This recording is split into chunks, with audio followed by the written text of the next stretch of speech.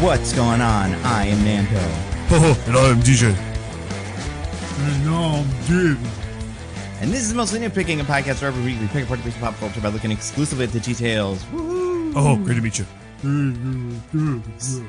So that's what I thought Diggins would do. I thought DJ would do Southern or something in the Jeff Daniels style. So interesting. But you know, that's a good options. I really want to take the first swing at it, you know. We'll examine this later. I want to save the accent comments for later. We don't want to get everybody. I don't have a Robin Williams. I'm not even gonna front. I feel like Robin Williams is like, I feel like Robin Williams is one of those guys who, like, kind of his persona feels like a Robin Williams accent. The same way that, like, you know what I mean? Like, the same way that, like, watching Bill Maher now sounds like people's impressions of Bill Maher 10 years ago. Because, like, he's just kind of settled into it. So, like, and because he's just such a character. So, like, yeah, it's tough. But, you know, maybe it's that. Maybe it's exactly what DJ did. Maybe everybody that was listening heard it and went, oh, yeah, awesome. That's what, you know. And that's great. It. Wow. That's what I think they're all Last saying. week was Zathura, and this week must be Jumanji, because that was a perfect Robin Williams. That's what they all thought. Exactly. They didn't read the title, right? Obviously. Yeah. They never read the title. Why would they? Never read the title. Kids can't read, as we learned. That's true. They can't read. People at Discord were like, less kids read than you think. So I appreciate their backing me up on this one. And, you know, as far as reading titles, maybe the shortest title they'd ever have to read this week. There could only be one shorter. Yeah, and we're watching, and it's not even a word. It's just read the letters as is. It's an initialism, if anything. But yeah, we're going to be talking about RV from 2005, 2006, something like that. 06, I think. Yeah. Another classic part of Hutchtober, and interestingly, very close to Zathura. So, like, we're in a Hutch like era. Yeah. If this you will. Is sort of this is the Hutchtober origins, really. Yeah, we're seeing the young Hutch, and like the bad boy Hutch, which is a fascinating like place that they put him in back in the day.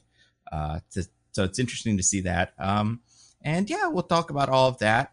But first, news this week. What was the news? One of you guys had news? Robin Williams news. Yeah. We have Robin Williams related news. Hey, Nando and Diggins, you guys are huge fans of AI, right? You just love AI. My favorite thing about it is I don't even know what is it anymore. That's I just true. love. Yeah. So, you know, I have to assume everything I love is AI. So okay. You're of course talking about the divisive Steven Spielberg movie that I think has a lot of good points to it. So yeah, you could say I'm a fan of AI. Okay, cool. I was actually talking about Allen Iverson. That was. I'm not a fan of AI. No, remember AI back in the day? Yeah, I feel like he was like a big deal. He was a Knick, right? Or no? Sixer. Yeah, that's right. He's an East Coast team, and like I feel like people had really strong opinions about him around here. Maybe someone we're going to be talking about in a later section would also have had strong opinions about him. That's true. That's true. It's a great point. Might have been too fast the time. Anyway, so yeah, you guys are huge fans of AI, artificial intelligence. I'm here to tell you that Zelda Williams, Robin Williams' daughter, has a message for you. Please stop making AI videos of her dad. It's deeply upsetting. Please stop. And of course, your guys' rebuttal, similar to OpenAI's, is but money. So yeah, but I want them. Yeah, I want to do it. Yeah. I want to see it. Consider you a human being. Right. Yeah. I want to see him in a Wes Anderson version of Iron Man or whatever that would be today. They probably have better ones of those now. I guess they could probably do a good. You probably get a good voice of a Robin Williams. You know what I mean? Like I feel the face. It'd be hard to make a fake Robin Williams stand up that looked convincing, like a stand up set. But I think you could do a sound. That would probably be pretty close. Because a lot of that's pretty good. Like Joe Biden playing Fortnite and all that stuff. That was funny for like one whole second before he realized what it was. And then it couldn't be funny. But yeah. So yeah, this is a real thing. Apparently, the most recently, so OpenAI released their new video creation platform called Sora, and I looked at it, and Sora, like from that game you guys play, literally from Kingdom Hearts. From Kingdom Hearts. Is it named after the Kingdom Hearts guy? I don't know, but it's spelled exactly the same, and one came first. So I guess I mean, everything else about this platform leads me to believe that they love copyright infringement, so I have to assume it is. Yeah, that's true. And also, they're fighting with someone, Zelda Williams, who is also named after a cartoon character from video games. So yeah, she is also IP. Maybe that's why she doesn't like him. But yeah, she recently posted Instagram, please just stop sending me AI videos of my dad. I can't believe people are sending these to her. Like, oh, look, I saw your dad climbing a tree or some shit. And then also apparently this is a problem with George Carlin as well. And his daughter was like, also, please stop. She gets daily emails about AI videos using her father's likeness. But good Lord. But don't worry, guys. OpenAI is on it. Quote, we will make some good decisions and some missteps, but we will take feedback and try to fix the missteps very quickly. We plan to do our iteration on different approaches in Sora, but then apply it consistently across our products. So they got it. That's fucking I'm fine. really looking forward to those good decisions, you know? Yeah. Eventually they're going to happen. Yeah. And I think that they're going to apply it across their products. Are they just going to put the word Robin Williams, say, no, you can't do the word Robin Williams in it anymore? But didn't they? Because, like, I think what else they did put some copyright protections, not like fully, but like there's a bunch of stuff they won't let you make now. And now everyone's like, I don't want to use it anymore because I wanted to use this to violate copyright. Yeah. What's the best movie for this? What Robin Williams movie tells us, like, informs his opinions on AI? Is it Genie? Is this like a kind of like a fate of like you're taking him and bottling him up in a little machine to like do what you want? I mean, it's obviously Bicentennial Man, Nando. Bicentennial Man. Sounds good. What is that? Is it a movie? No, I think I kind of remember this. He's like a robot, right? Or something? He's a robot. He's just like fully a robot who like is with his family for like 200 years. Over time, he's gradually has more and more of himself replaced with organic parts because he wants to be human. Like the movie AI. We love that here. That's cool. That's great. Yeah, I think that's so. Right. What is he like? Does he like it in the movie? Is he like, I enjoy being AI? So like that would be something I would be cool with, but also human would be nice too. Is that his like vibe? I mean, his vibe is he wants to be human. So we can enjoy the AI. Yeah. I don't think so. What about the movie Robots? Is that a good way to determine if you would have liked this or not? Robots is weirdly about labor. Yeah, it is. And that movie is cool. It's got what's her name in it too? Jennifer Coolidge. She plays the one with the big butt. Remember that? Of course she does, yeah. Yeah. What's the other? I had another example of a movie about him that's kind of AI. What was it? It's not Mrs. Doubtfire. He's literally in a movie called...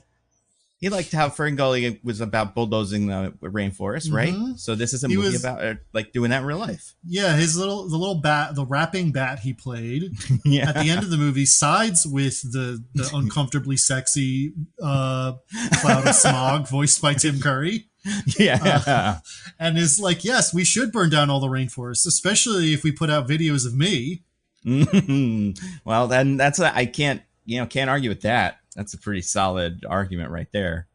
Hey guys, I found the answer, and I wonder if someone's already screaming at their their earbuds already. But he's literally in a movie called AI Artificial Intelligence. Wait, he's in that movie? He's in that movie? He's a voice. He is. You're right. So he plays a character named Dr. No, who I believe is like the Wizard of Oz of this universe that they have to go to find. I'm not positive, but I think that's what this is. So yeah, that's a great point. So, he wouldn't have been in that movie if he didn't think AI was something that would be cool to hassle his daughter with after he died.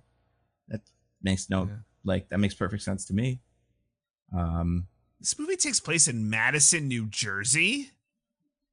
I think it's around like New York area because I think they end in New York. I'm reading the plot and it says, in Madison, New Jersey, David, an 11-year-old prototype mecha child capable of experiencing love, is given to Henry Swinton and his wife, Monica. Right. So we were saying like getting to New York is a big part of the movie. So it makes sense that it's somewhere. Oh, I see. Mm-hmm. Wow. Just taking the train. It's pretty easy. That's crazy. Sometimes it gets tricky because like they cancel the train, because the Port Authority doesn't maintain it well. So I've never watched this movie, but I want to now. It definitely didn't work at its time, but it's probably looked back at. I mean, it's a Steven Spielberg movie, so those are right. How bad could it be? He's got a pretty high floor, right? Oh, we got Haley Joel Osment, Jude Law,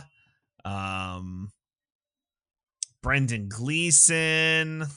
That's right. There's people in here. Robin Williams. Yeah, Robin Williams. Chris Rock. Okay. Ooh, from Riyadh Comedy Festival. Wait, was he? I think so. Yeah. I don't know. Probably. He seems like he would do this sort of thing. Yeah, probably. I just don't want to slander him if he wasn't there, That's true. We'll take it all back. Call in, Chris. Let us know if you were there or not. He lives around here, right? He lives in Jersey. Yeah, all the cool ones do. Mm-hmm. Yeah. Whose house is Chris Rock going to break into first, guys? Who can tell? Who's going to be brave enough? Who is it? We'll find out. Maybe in the future. Maybe. He's too, he's pretty cool. Remember that movie where he is a white guy from In Heaven? Yeah. He has to come back as a white guy. So maybe that guy will show up and it won't sound like Chris Rock because it'll sound like whatever that actor sounded like. But was he not dubbed over by Chris Rock in that movie? I don't think so. I don't think I watched it, but I think he dies and then is sent back to life in the body of some guy who's white. But I think he just the guy does stuff and you see Chris Rock doing it in heaven too. So I don't know, maybe it'd be weird if they did dub it over, but also it's what's the point? Am I just watching some guy do things that I'm like, Chris Rock might do that? Mm-hmm. But it's funny because this guy's a little bit stuffy. You see that guy doing, and you're like, it would be funny to imagine Chris Rock doing this. Yeah. That movie is called Down to Earth. Yeah. And the guy is... Oh, so it looks like they just have Chris Rock take his spot in the scenes. But they're in... If I'm correct about this, there is a guy that is sometimes in the scenes that is playing him. So... Anyway, Robin Williams. So yeah, what do you think? Yeah. What do you think happens here? Do they make a blacklist of actors who is just don't put this guy in AI, but put this one in AI? Whoever sues them, they get to not be in it, but everyone else has to. I can't imagine what it takes. What has to go on in your mind to be like, oh man, this is a really cool fake video of this person. I'm going to send it to their daughter. Yeah. I'd be like, she used to really like him. She probably loved this, She's a huge fan. If anybody's going to really get a kick out of it, it's her. Because he used to be alive. And he's the not 2 seconds to be like, if my dad was dead, how would I feel about being sent fake videos of him doing things? It'd be ghoulish. Yeah, what? To be fair, I kind of remember this happening already, even before AI. Do you remember there was a comedian who did a really, really good Robin Williams impression in what might have been a documentary, or a biopic about Robin Williams, right? It was about somebody else, but there was a Robin Williams scene. And I remember a lot of people sent that to her, and she was also like, this is also weird. Because it's still not my dad. It's a good impression, but still not him. So... I'm sure this will all get fixed. I think, only silver lining is, I know polling's fake, but AI is growing less and less popular as, the horrible truths are coming out. So, there's that bubble's getting bigger and bigger, and maybe it'll burst in time for somebody to be right about things. Yeah, maybe. Hopefully. Yeah, run We're running out of time. TikTok. Yeah. And then what was I say? Oh, and we didn't talk about that. We have a solution to this, which is now we're just going to make AI actors. So then you'll send this to Robin Williams, the Robin Williams of the future, whatever this actress's name is. And then their AI family, after they AI passed or whatever. And then they'll be like, yes, this was my father because it is AI again. You know, what was this person's name? Do anybody remember? Is it Tilly Norwood? Yeah, Tilly Norwood. Sorry, you heard about this, DJ? I have. She's like a little actress trained on all the best acting. I mean, she's not. She is. The thing. She literally isn't that. I also just want to. Why is this like? How do I put this?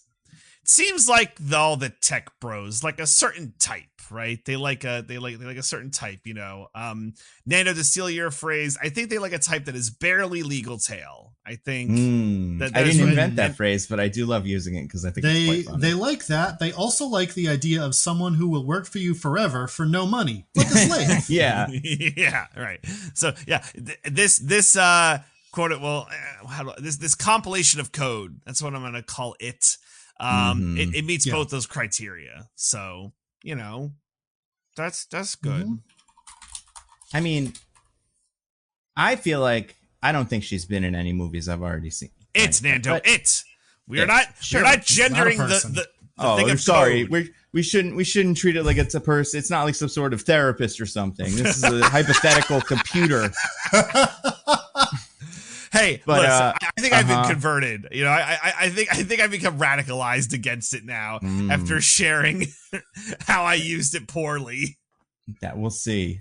See until something happens, and then you're maybe back on the train, or maybe that's just what it wants you to think. You know, what DJ is not telling us is it started telling him that he was the Bone Lord who needed to gather all the bones because he has the most bones out of anyone in the world. And instead of doing that, like many people were, he was like, wait a minute, maybe this isn't good.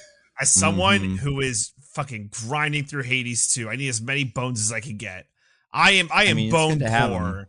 I need honestly, so many bones. You get to a point where I'm like, I don't need any more bones. I have so many bones. I'm not there yet. I am not at bone rich yet. I'm quite bone poor. So, you know who's boneless? Tilly Norwood. No bones in that. No actor. Bones in her. Computer. No bones in it. Everything's computer. So the computer don't got bones. Very, very famous. But yeah, there's probably a bunch of shots of other movies. Like you could convince me she was in like a Deadpool Wolverine somewhere. You know, like if someone pointed it out now, I'd be like, "Oh, you got me." Because there's like that one clip where they CGI'd, and we've shared this before because I think it's my favorite thing of that. But like, they CGI'd kids in a stand at like a Disney Channel basketball game. Yes. But they don't look real. But if Tilly Norwood showed up, I could be tricked. Or that dwarf in the third Hobbit movie. That's right. Yeah, exactly. Or all the dwarves she should be in the Snow White movie. Maybe she should be in that. She played that dwarf. Yeah, maybe she'll be in the new Gollum movie, playing a dwarf, and then we'll never know. Because we'll be like, this doesn't look real. But hey, maybe it's not. Do you think that much like in the Gollum video game, in the Gollum movie, he'll be sent to the breeding pits? I hope so. I mean, the more I hear about that movie, it's weird because we're getting that, and we're getting this Harry Potter show that's also filming like right now. But like, what do? You got to add stuff, so you might as well add the breeding pits, and to both. Who do you think would do well in the breeding pits in the Harry Potter verse? In the Hogwarts Neville, breeding pits? Because he's a hunk. Yeah. Well, but he's not a hunk at first. He becomes a hunk late in the series. That's true. Yeah, I don't know. Who do you think, DJ? What's your favorite? Who do you think would be good in the Hogwarts breeding pits? This is probably a controversial opinion, but I'm picking Draco. That makes sense. I think Draco would do quite well. I don't know. I feel like despite his bravado, he'd be very sexually timid. Really? He'd have his boys do it all for him. Sluggo and Crumble or whatever. And that's how you get the results. They'd pick him up and take his pants off and just, it'd be pretty good. Oh, man. Yeah, I feel like if I had to guess, I feel like Hagrid has some Riz in with the children. No, but like with the adult, with that giant woman. I feel like there's very few characters in the Hogwarts-averse that flirt successfully that aren't like Harry Potter or them. So like I feel like you gotta expect he's gonna be pretty set. So like any of the adult teachers, McGonagall, I don't know. She have a husband or like a wife or whatever? Probably not. So yeah, I feel like everybody's getting a little Hagrid on the side. That's pretty cool.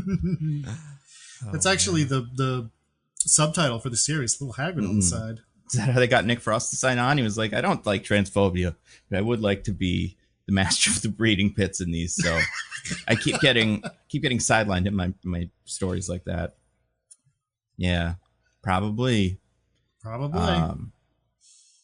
Speaking of characters, and breed. This is a movie about breeding. A lot of sex happens in this movie. Not Does really. it? Well, okay. There's children, which are the result of sex, obviously. But then also there's some relationships that form, some future potential, things could happen. We'll never know, because we never got a 2. Yeah, I don't know if they were ever. I mean, I think if this hit, they would have made a 2, because it's a very repeat. Actually, now that I think about it, you could make 50 of these if you wanted to. Just have them go to a different place. I mean, it's basically cool. National Lampoon's Yes, X, but in later. In fact, did you see? Apparently, they wanted Chevy Chase for this, which, I think it would have been a little confusing for them, but also, yeah, it would have made sense. But yeah, we're gonna talk about RV. This is one of the Hutch movies. Yeah, recreational vehicle, and it's a movie Robin vehicle as well, because Robin Williams is in it. And it is a Robin vehicle, I think, because it's one of those movies where he just does his stand-up routine a bunch. Yep. Not always, but like every so often he just stands up and does some bits. I hate those. But we're going to talk about RV this week. I'm very excited. This is one of the Hutchier movies, I think, that I didn't know has the Hutch in it. Like Zathura, he's on the box. He's on the poster. He's one of the main guys. That stupid Carnival of Freaks or whatever. Maybe not as much. Cirque du Freak, yeah. But this one, even though, and I just want to say this to people that haven't seen it, there's a good amount of Hutch. So you're not going to come out of this Hutch dry. Be like, give me the Hutch. But yeah. You won't be thirsty for Hutch afterwards. You'll have gotten your fill. You won't be. I saw a trailer, by the way, for a new Hutch show coming out, which is the Rachel Sennott, LA HBO show, which he is in. So I'm happy for him. He's going to have a big end of the year between this and that Five Nights at Freddy's movie, probably. But yeah, we got to talk about it. RV, you guys. All right. RV. I'd love to talk about it. We'll talk about it. And this is one that I just got picked. It's always been on my list. I've never seen it before. Have you guys seen this before? No, I'd never even heard of it. You never heard of it? Yeah, they advertised this movie a lot. Yeah, I think I remember seeing trailers of this on, I don't know, pick your Cartoon Network, Nickelodeon, MTV, right? I remember the marketing for sure. Maybe I did back then, but I don't remember them. They probably put the word, if they showed the trailer on MTV, they'd probably use some bit of his little rap where he says the word MTV, I think, at some point. So it'd be perfect for them. But yeah, this is a movie, like we said, stars Robin Williams. It also stars Cheryl Hines, which was another big sell for us here in most of the That was fun. Baby. You mean the wife of our beautiful Health and Human Services secretary? That's right. The one who sells products on Instagram while he's in the shower. Those videos are funny. I don't know if she'll jump in the river. That's also a garbage jump with him. But he does that, and she's probably either off to the side. She's probably doing what she does on Curb Your Enthusiasm, going Larry.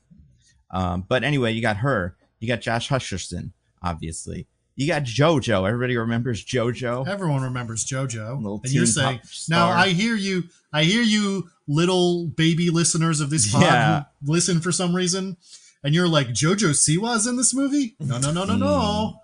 Jojo Rabbit's in this movie? No, not him either. There was another JoJo long before. Yeah.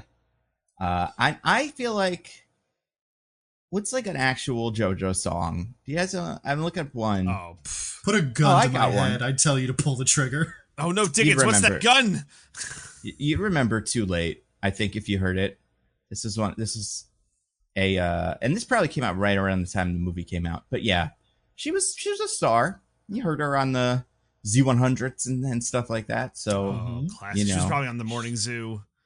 I don't know about that. I feel like she was a little young, but I don't know what the Morning Zoo. The Morning Zoo felt like it was like an adult group of people, but they were probably like 20. I meant like on like as an interview or like sure, yeah. Like she probably went on and talked to them. You know, they're still doing it, by the way. Like mostly the same crew, all the same guys. Elvis Duran, he's still alive. Elvis Duran's still doing picture of him. This is gonna be upsetting. Wow. Oh yeah, he's gonna be doing it when he's 90. Yes, he is. He's oh my god, that is the game. Not what I expected. Jeez, like, and it's not even a bad looking guy. It's just not what I expected. What were you expecting? I don't know what I was expecting. This Nando, if he was for like the Love Is Blind reveal, he would have heard. Yeah, Elvis that would be. I would be. And then the doors would open. John. He'd be like, "What the fuck?" Like, just be like Tim Robinson. What the fuck? What the fuck? Shit. It'd be what? It'd be getting into closets and whatnot. And everyone, I do mean that literally. Watch Love Is Blind season 9. We'll talk about it later. Yeah, looking at him now and like younger pictures of him, I can kind of see it, but still, I don't know. Anyway, I'm stalling, but we gotta do RV, you guys. RV, holy shit! And I'm in. Speaking of initials, I'm in charge of the IMDb for RV. B as its summary. Yeah. And yeah, we're talking about this movie. We're gonna have my fine co-hosts here, DJ and Diggins, esteemed co-hosts, are gonna guess the summary for RV. To determine, the stakes are very high, as usual, whether one of them, whoever wins, gets to tell us what they thought of the movie first, and then whoever loses has to summarize the movie. And what we, I think, have kind of landed on is 15 minutes in the summary zone. So, you know, that's like mostly the DJ. This is a DJ Memorial summary zone at this point, because it's the only person's ever been there. But eventually, the other people. I'm gonna take the fuck out. I'm excited. Let's see if we can keep the streak alive. Yeah. So to describe this, first I have to describe how we get the summaries, because it's actually very surprising. And I guess it's not that surprising, because a lot of the times you kind of figure this has to be birds, right? It's like, yeah, this is birds. There's a rare kind of bird from Colorado, in fact, that migrates all over the place too, because like I feel like migration, you're like, oh, one place to another, probably, but this bird, it's like zipping up and down the coast, and it's flying over the ocean. It's hard, but it can bob right on it could sit on the water, so that's fine. Maybe it lands on a boat and then keeps going. I don't know how boats or how birds work, but anyway, this bird, it does that, and people track them, and then much like when people use running apps to spell out funny words like penis by like running in that direction and like making the word on the map, if you follow an individual bird, it will write us a word, like a bunch of words together, and then IMDb takes those and that just kind of guesses what summary they're for. So sometimes they nail it and they're like, oh yeah, this is obviously a summary for RV. Now sometimes they're a little bit off, but you know, I would say this one, but they knew what they were doing. I think they more or less got it. I'm curious. There's some specifics here that I think are interesting. And ultimately, like, there's one specific element of it I'm not in love with, but I think this will make for a very good summary comparison game. Who, DJ, would you like to go first? Would you like DJ yourself or Diggins to go first? I want Diggins to go first. Sounds very well. Get my pad out. You said it's decent. Yeah, it's okay. It's not long, but it's like, I don't know. It's like two lines worth of stuff on IMDb.com. So, yeah, one long sentence, I guess, but with clauses. So okay. When hardworking family man Bob Monroe's vacation plans to Hawaii are derailed by his demanding boss. He convinces his family to take an RV trip across the country that ends up far more than he bargained for. Okay. DJ? Okay.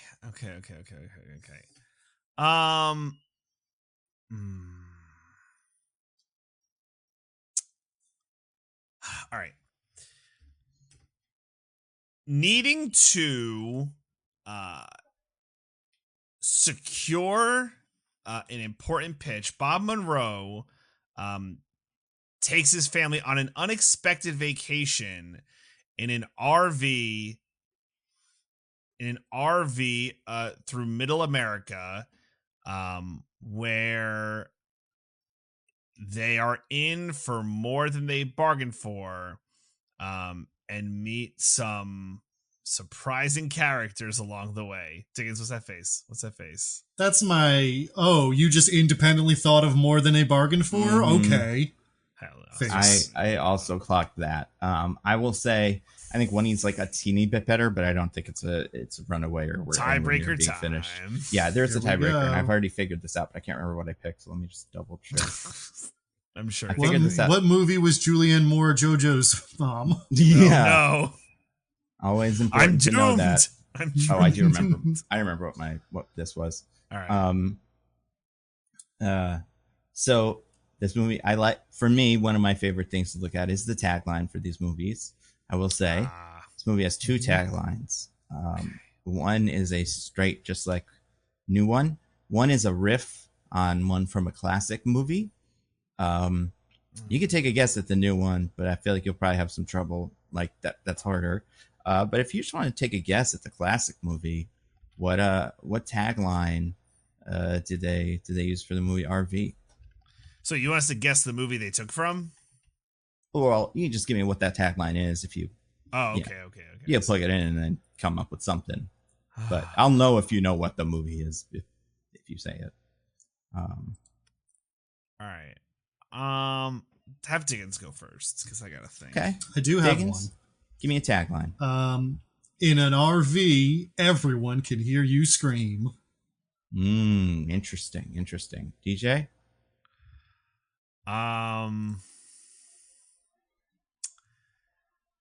This RV might be too big to handle. And what was that from? The new one. I'm trying for the new one. Oh, you're giving me you're very brave. So I will say, I'll say Diggins got the movie that it's parodying right, but almost did the opposite of the title or of the tagline. I'm still going to give this point to Diggins because I do think it's good. However, this is what it says. It's on a family vacation. No one can hear you scream. So, that was, you said everyone. So it's like, whoa, that's the opposite. I figured they would invert it. Tagline. Yeah. Try to be a little clever. That was my mistake. Having watched the movie, I should have realized that's not what they did. Yeah. All right. Was that close to the new one, Nando? No, not really. I don't think anybody would have, not like anybody, but I don't think he would have been able to. Well, no one on earth could ever have gotten this one. Let's try the new one. Here's what the new one is. It is it's three numbers, like values, and a noun. So so for instance, Too Fast, Too Furious isn't this, but Too Fast, that's not a good example of it. What would you say? 5 squirrels or something. If it was a movie about 5 squirrels, it's squirrels. I see. 20 dolphins. I got it. So there's 3 of those for this. What do you think they are? I don't think they're impossible gets, but I'd like to see what you guys think. I'll have Diggins go first to steal my lunch again, I guess. If we're gonna, it's 2 kids 500,000 miles or fucking whatever, and 1 RV. Okay, DJ. I would be like 4 family members, 1 RV, no hope or 0 hope, whatever they like, you know. So DJ is right that the last thing is a no or 0 of. Okay. But besides that, neither of you got anywhere near. Like you didn't get one. So you want to try again, knowing that it's number no. Okay, I would like my 1/3 of a point for getting sure. that. You can have a 1/3 of a point. Please note that down. 1/6 of a point because you didn't say the right thing. You said 1/6 of the sentence. I would like my 1/6 of a point. 1/6 of a point. Were any of our numbers correct? Yeah, maybe 1, but like not the way you put it. So like I don't want to. Also wasn't in the right place. All right. So that's why I didn't count it. Besides the no. But yeah, Diggins, you want to try again? Okay. We're gonna say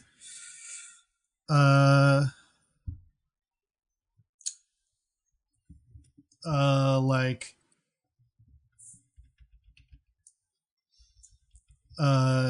2 families, 4, 8, 6, 5. 5 kids, 0 clue. Okay, DJ. Okay. Diggins got me going with some there. All right. Okay. I'm gonna say 1 family. Oh, okay. No. 1 family. 1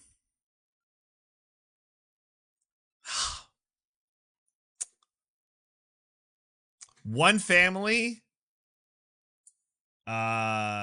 One family, 1 toilet, no prayers.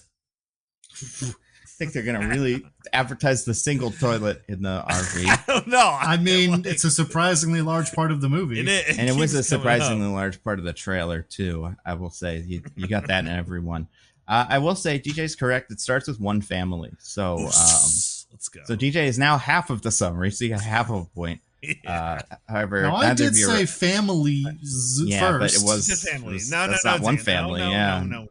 1 family. But I still think neither of you are anywhere near the second thing in this. And then no one's guessed what the no is. I'm not gonna. Yeah, no hints yet. Diggins. I think I have the no. Actually, try one more time. All right, so neither of us got the no. Nope. Is it no or is it 0? No. It's no? Okay. I feel like that's misleading on the number thing. I just want to say. I know. I said value. I used the word value specifically. He did say but value. No isn't a value. What? Oh my gosh. It's a yes it's a placeholder or no. for 0. Don't get salty, Diggins. It's not a number. It's, you know what this is? Know your teammates. KNOW your teammates. All right? Yeah. That's my no. Wow. All right, so 1 family is how it starts. Yep. We know that for sure. 1 family. 1 family. And it's none of us have been close. Not really. 1 family. What are things that are in this movie? Let's see. There's a lot of suits. Weirdly, there's like weirdly a lot of suits. Tech from the mid 2000s that you're like, oh yeah, remember that? Remember when you put an old GPS thing right into your laptop? Remember that? Remember Blackberries? I do remember family, Blackberries. 3.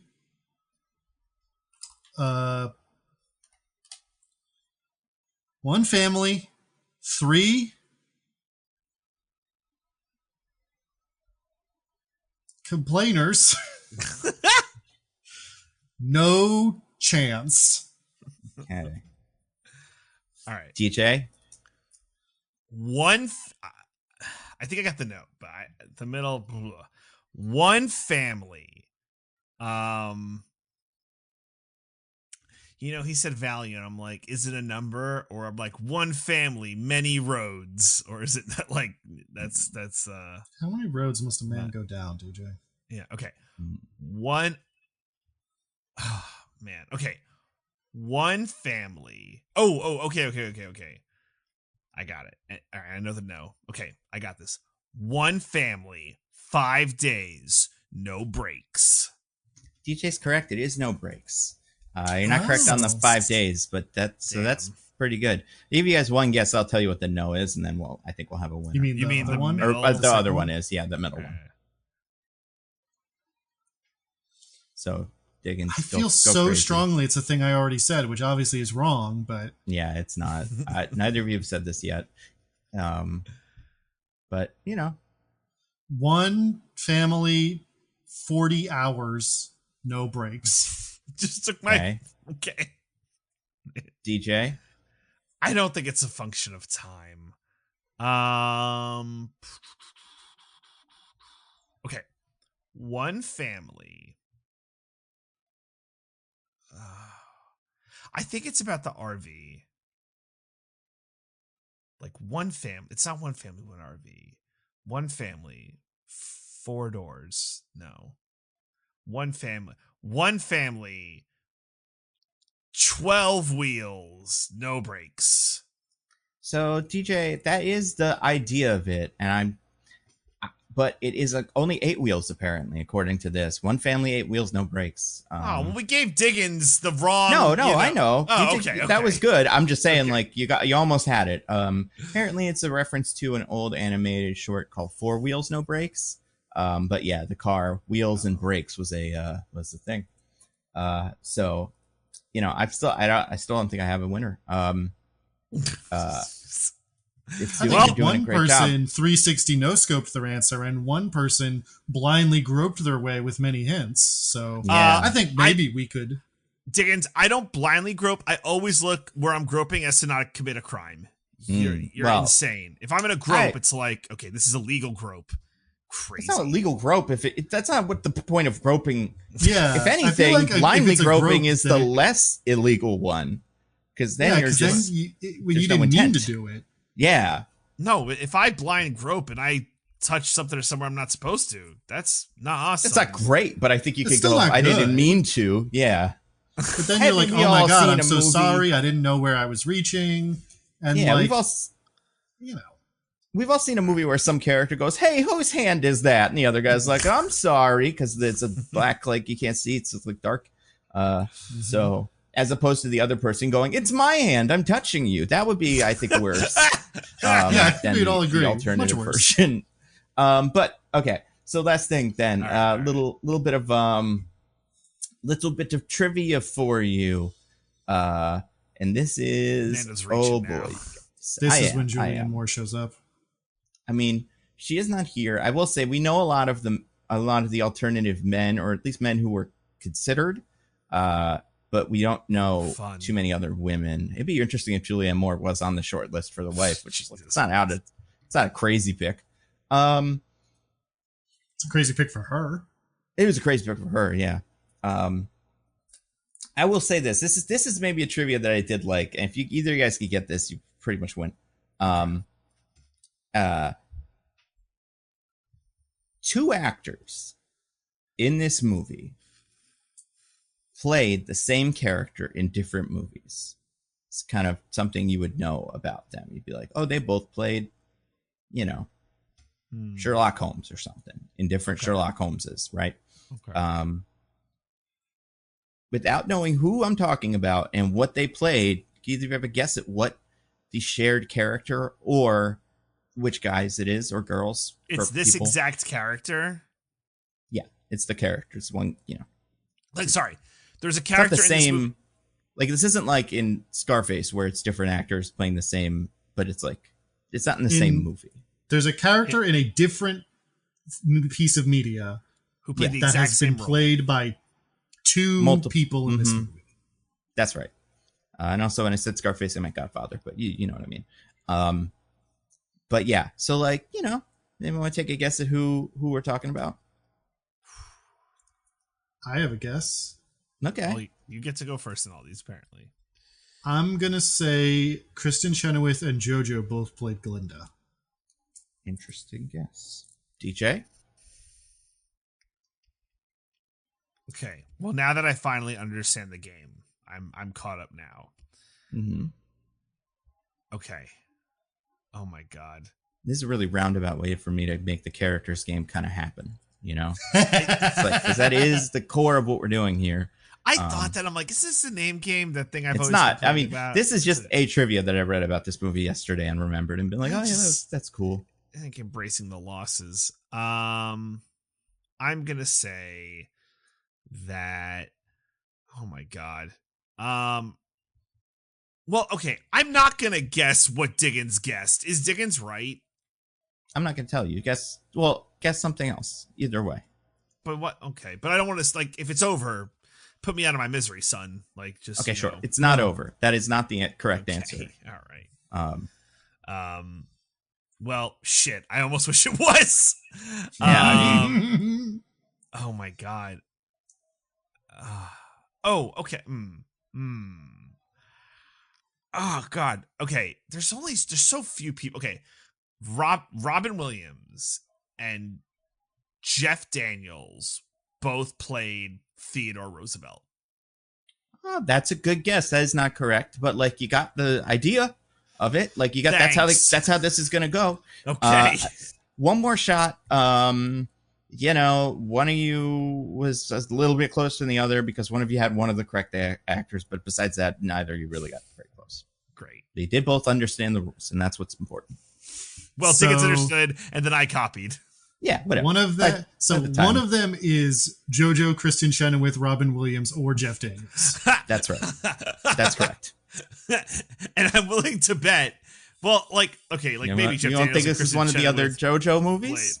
You don't think this is the Aquamarine character she played in Aquamarine, the movie where she's a little mermaid or something? You don't think it's that? Maybe. You know, I think Robin Williams did also play a mermaid. Yeah, he did play Aquamarine in that classic movie. That must be it. That classic movie, Swing Vote or whatever. Is he in that? No. Who's in Swing Vote? I don't think so. He's in a different movie where he runs for president or something. I don't know. Anyway, take another shot, Diggins. I think here's the thing. I think you can get this. Like, I do think this is information we all have.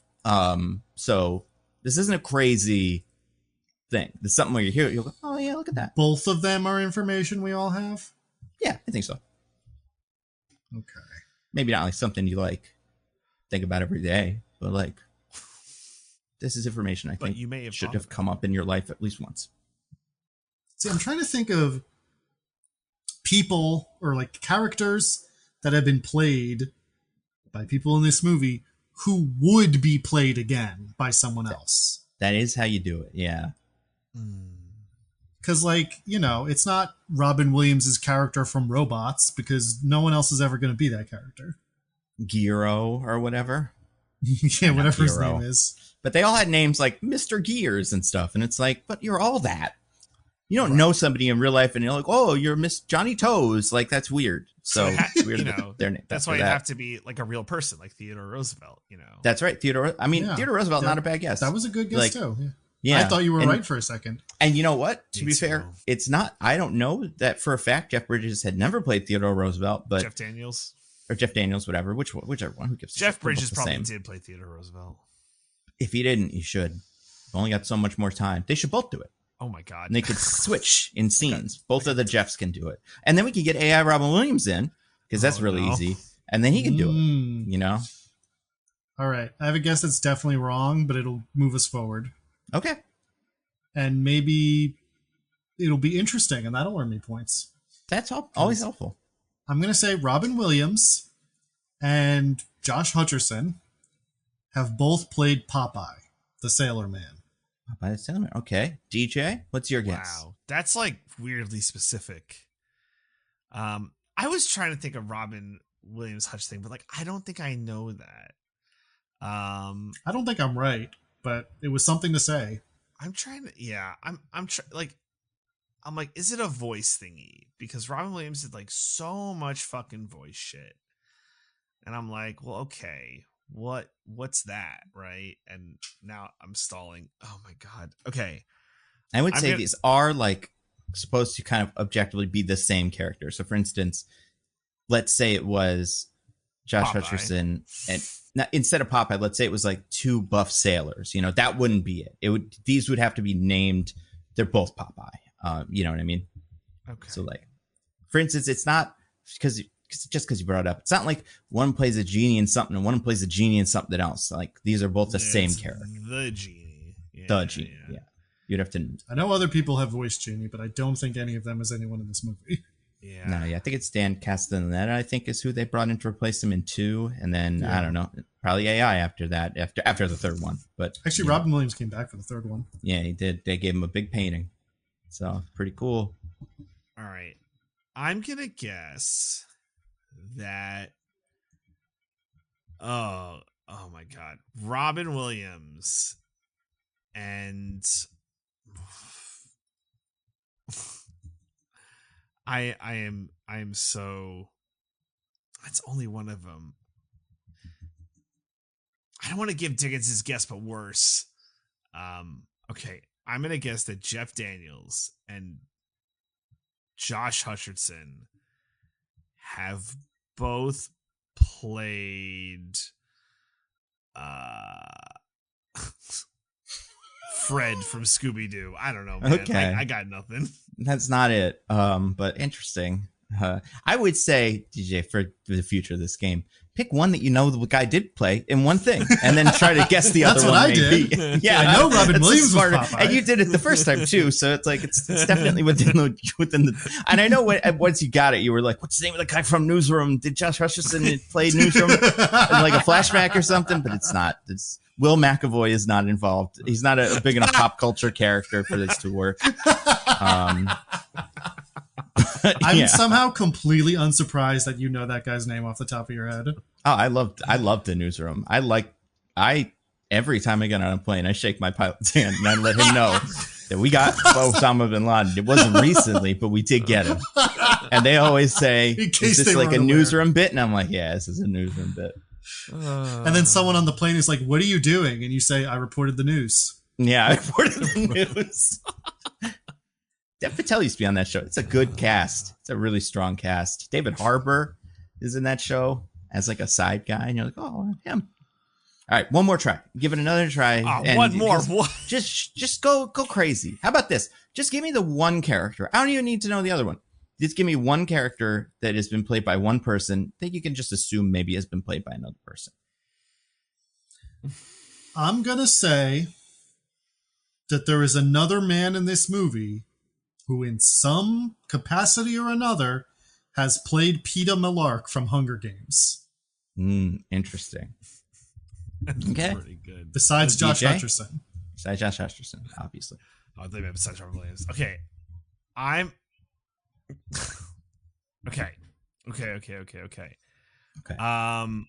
We don't need character names, right? Who cares? Okay. It would help, but do your best. Okay. Jeff Daniels in Dumb and Dumber. I'm gonna guess that in some stupid revival skit or whatever, Josh Hutcherson also played the character from Dumb and Dumber. And Harry, what is his name? Harry something. I don't know. Lloyd Christmas is Jim Carrey's character, and then that's as good as I got. All right, so neither of you got it, and I'm willing to give up on this game. It was Rob Williams played Peter Pan notoriously in the movie Hook. Do you guys know who else played Peter Pan in a movie or show or anything? Was it Kristen Chenoweth? No, it's Will Arnett played Peter Pan in that Chip and Dale movie. Son of the villain of the movie was a big evil Peter Pan. Yeah. God damn it. Also forgot Will Arnett was in this movie. Damn. Yeah, that's the other thing. A part of me, so there was a second when DJ had a thought near the end.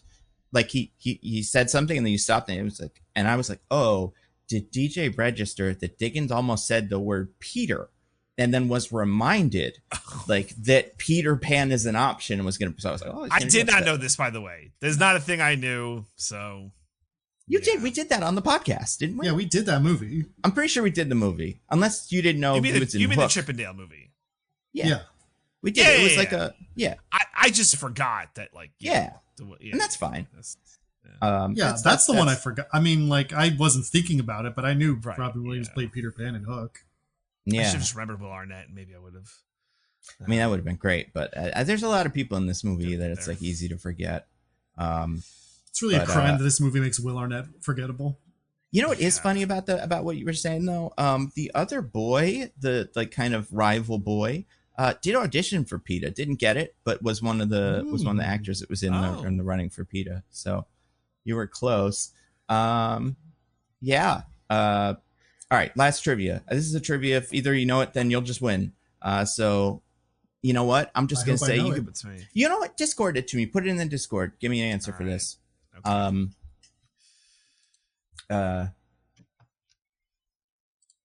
Jeff Daniels, Will McAvoy, and Harry something and other stuff.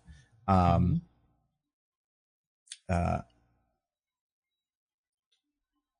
the lead up for this movie, was expected to take RV driving lessons, but did not.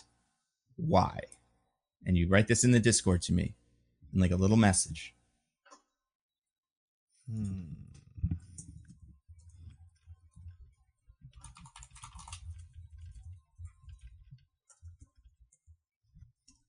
Wait, I hit answer too early. I'll wait until you tell me your next thing. Okay. Gotta get DJ's whole thing. Yep. Shit, I knew it. Did we both say it?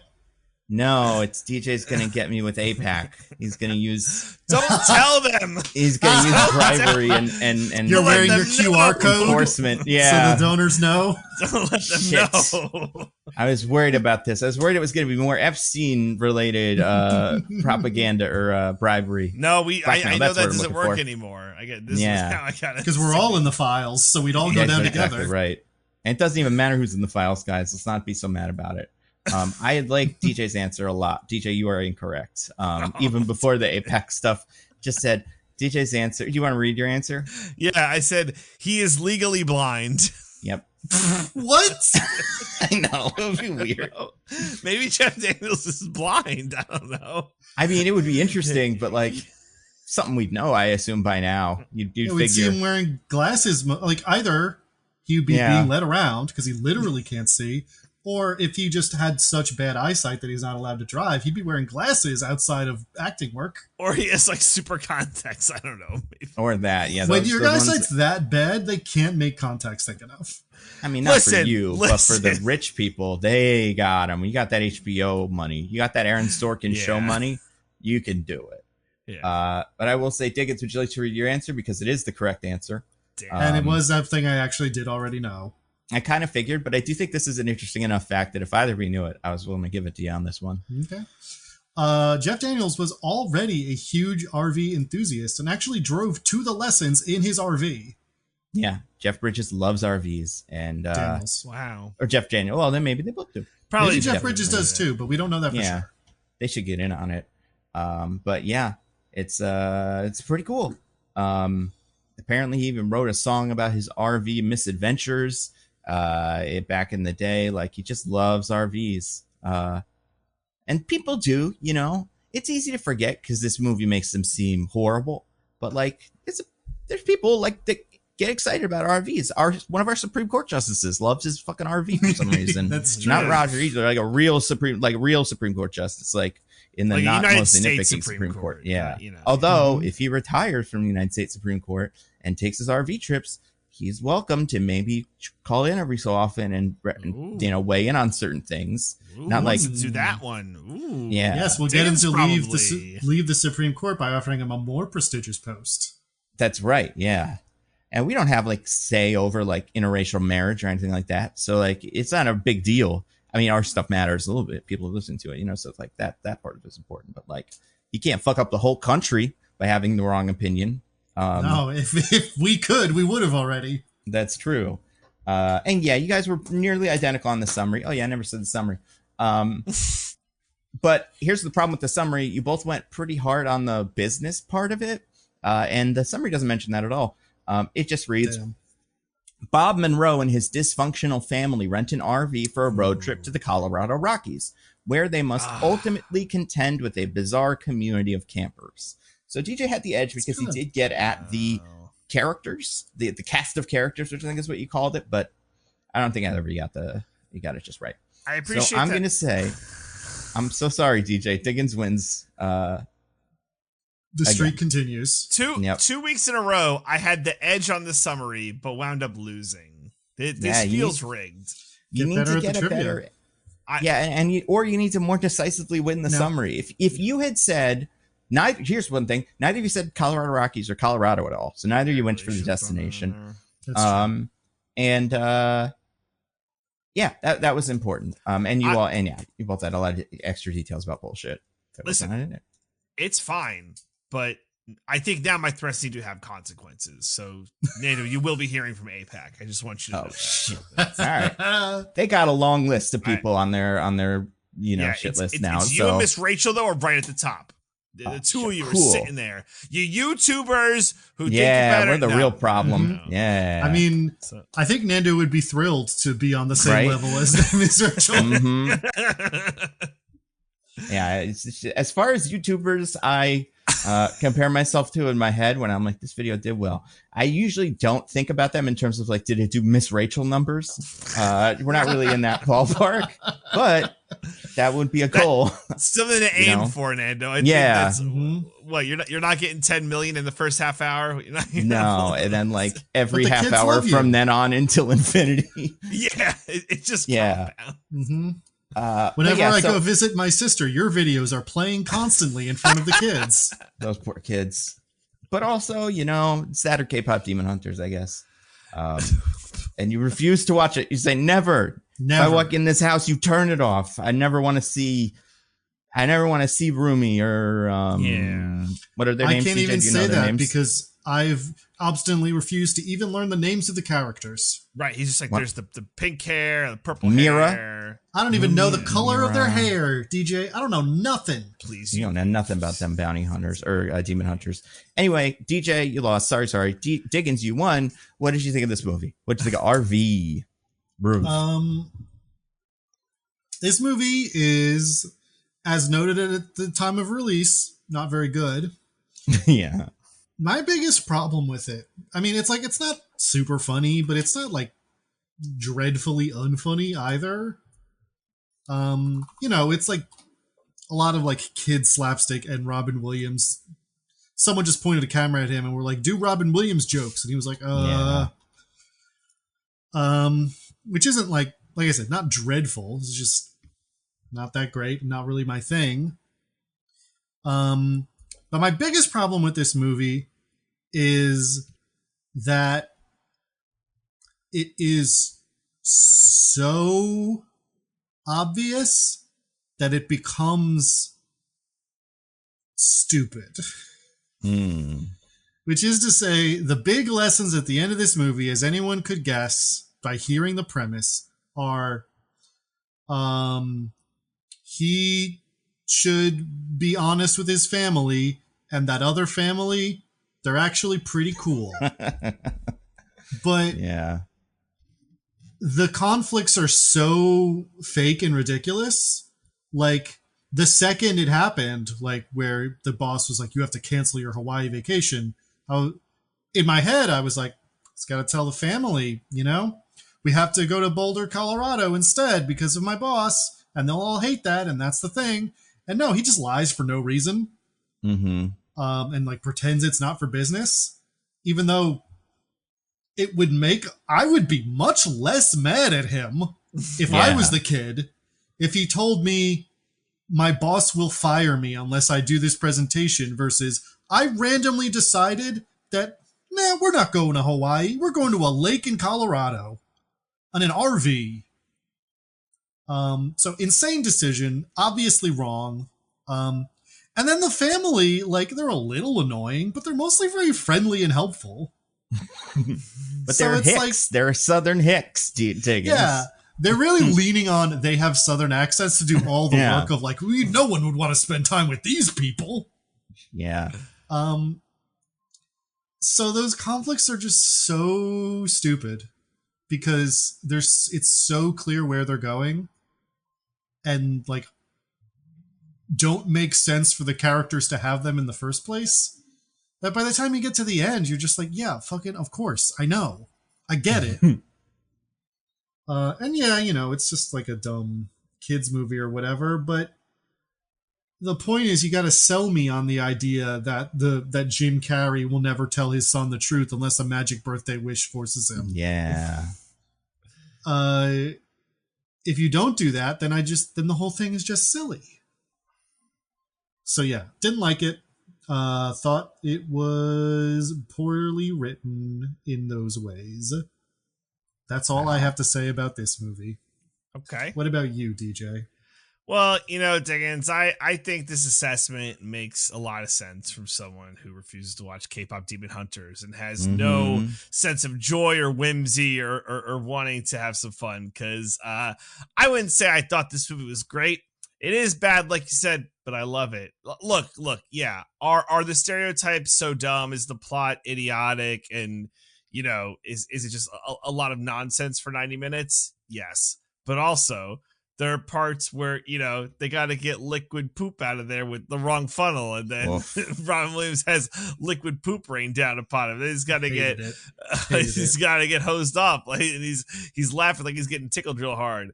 And I don't know. As Jeff Daniels sprays him directly on the dick. Yeah. Good for him. I didn't like show that in Newsroom. All that stuff is like really stupid, but I think it like elevates the movie. I don't mind the Robin Williams bits. I like it. Also, like the daughter's got some of it where like Robin Williams will be like, "Hey, oh, they got great news," and she's like, "Oh, what? I'm adopted." Like she has this weird like Dara thing going on that she starts the movie with that I kind of like. I also what thing? Fuck. I was in a flow, Diggins, and then everyone knows what I'm talking about. I'm not sure they do. I know what it is, but I bet there's a lot of 20-year-olds that don't. But also, saying it correctly won't matter. So I don't think maybe they'll Google it. I guess, but well, then we have to get it right if the Googling is supposed to work. Well, but yeah, that's true. Get the AI result. It'll be wrong. That's true. Literally don't know what. Oh God, Daria is the name of the show. You were close. Yeah. Yeah, Daria. It's just this Daria thing going on that I kind of like.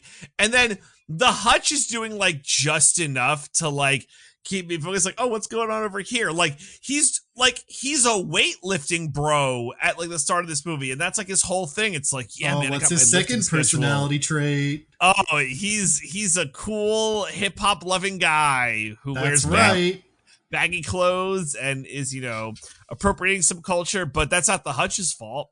That's this fucking movie's fault. I think that was 2005. No, yeah. I think he just came on set every day, like much like the kid in that episode of Joe. He's like, I'm doing it like this. And they were like, we're going to spank you. And he's like, I can't be spanked. I'm Josh Hutcherson. I'm too tough. So they were like, all right, I guess you're going to do all the rapping and stuff. And that's cool. Yeah. So, and yeah, I would say it worked for me, and like I was entertained, and I found like a lot of the bits funny. Like him on the front of the RV clinging for dear life as it rolls down the mountain. I'm like, this is amazing. And maybe I watched it at the right time, in the right mood, or on the right amount of, extra help. But I thought it was good. I liked this movie. Genuinely like this movie. Is it your fatherly instincts that made you like the movie now? Like you're like, I identify with this bumbling father man. I would also do this. You're like, I hope can't show Michelle this movie, otherwise my scheme will be caught in 10, 20 years or whenever I start to do an RV. You're already planning the RV trip with your family in like 13 years. Yeah. Or I'll have to hit the panic button and tell her I'm a queen size or whatever the fuck that is. Size queen, whatever. That's a reference that makes absolutely no sense, even if you know the context of it from earlier. I forgot that wasn't on mic. I mean, even if it was, I forced that in too much. Sorry. Whoops. Speaking of forcing it in, you are a size learn a word. Speaking of forcing it in. Oh my God. That thing where you learn a word and you try to use it every day, word a day calendar, but it's that, but like Urban Dictionary or whatever, a day calendar. I did that a lot with the word when I was a kid. No offense or something. Anyway, Nando, to answer your question, my heart did shatter at the opening scene where the daughter's like, I'm going to be your best friend forever, daddy. And then smash cut to, hey, fuck nuts, get over here, you piece of shit. I'm like, oh my God. Like, I know it's over the top, but it's real. It's not. It's not over the top. Real. Okay. I was like, it's not real. I'm like, that's not real. So yeah. So that hurts a lot. So fuck. Maybe they got me with that. Like, maybe the movie used a cheap trick, and if it did, it worked on me. So, yeah. I mean, fucking that's sucks. Just how it works, you know. And how many elaborate lies have you told Michelle to keep your job? Well, Diggins, given the current state of things, and I don't really want to get into it because I don't want to get in trouble. But that's true. You know, so many lies are being elaborate lies are being told. Yeah, don't worry, guys. I'm still working right now. Wink.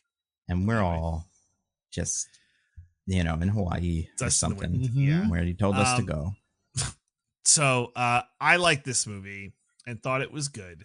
Nando, what did you think of this movie? Out of your mind. This movie stinks. It's not good. Oh my God, it's so bad. It's a good movie. It's got all the wrong things going for it. First of all, it's gross. Looks gross, and it does gross things, but it's overexposed and has weird CGI because it's not. They filmed a lot of it on green screen, and I get it. You didn't want to have Robin Williams climb onto a real RV from the back and scale it like he's in Mission Impossible, but also it doesn't look particularly good, which is no fun. But also I don't know, nature's kind of cool.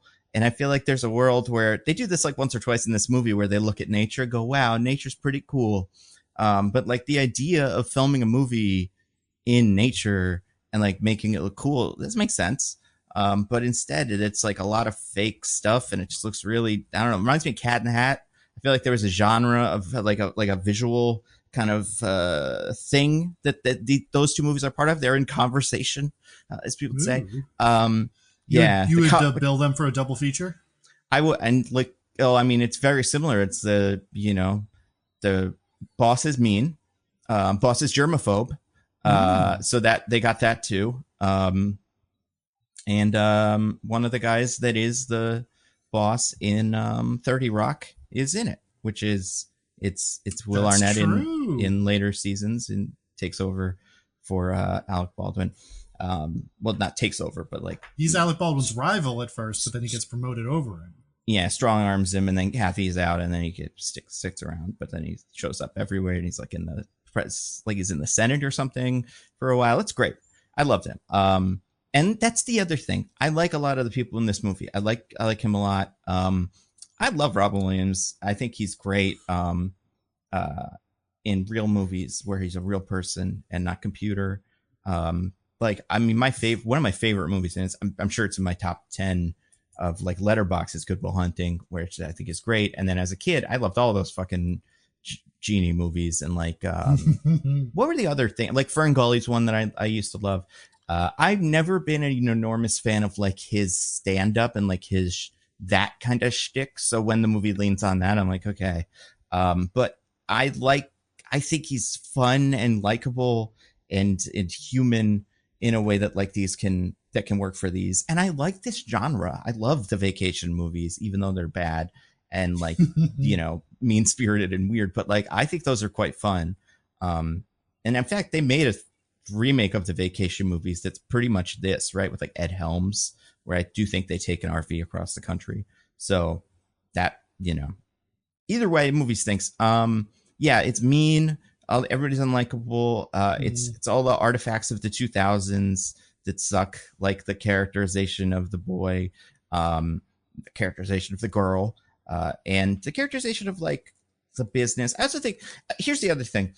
Dick was saying this is really A to B, when you see what's going on, and the conflict is set up. There's a part of me that's oh, maybe looking back, I'm maybe the trip, seeing America would teach him something that he would be able to really learn. And then going from the place to the place, he'd be I went to this great country and I've learned that soda needs to be its own brand or whatever. But it's really just he's you know what? Family is important. And it's you could have learned that in any kind of movie like this, but like you had an opportunity to do something kind of unique and they didn't really do it.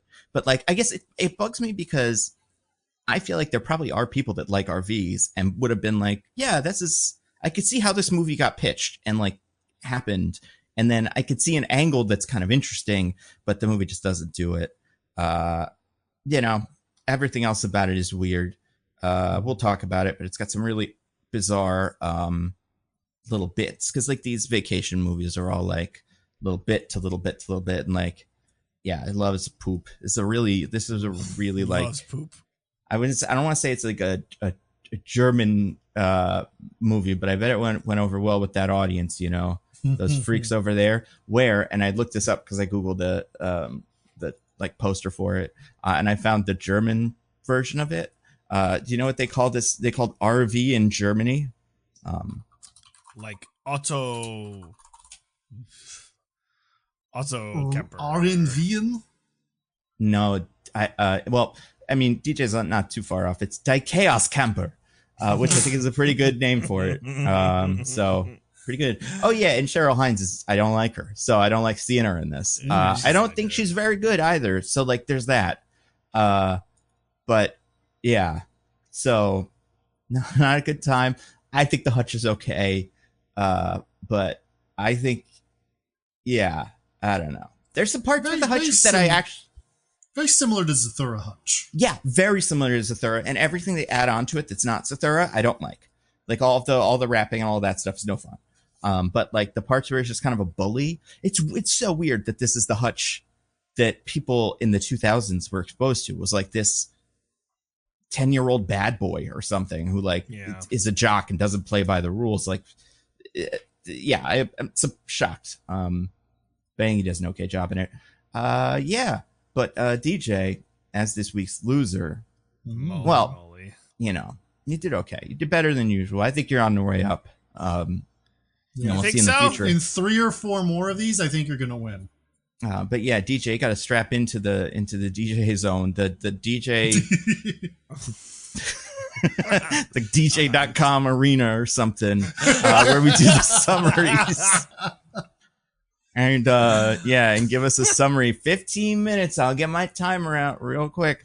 I'll put GeoCity's ass timer. Bro. Yeah, give us a summary for this movie. This is the year that this came out. They were like, "We'll make a timer website," and then 2006. They're like, "We nailed it." But yeah, we'll do a summary for this movie. I'm so excited to hear it. All right. Time for me to summarize RV. Thanks, Nando. Thanks, RV. I feel honored. You know what this movie reminds me of? RV is a movie about, a family coming together and resolving their differences for a common goal. And, that reminds me overall just about a TV show in general called Joey. This is the second time you've done that. Where you were like, the character faced a problem and then resolved it. Much like in this episode.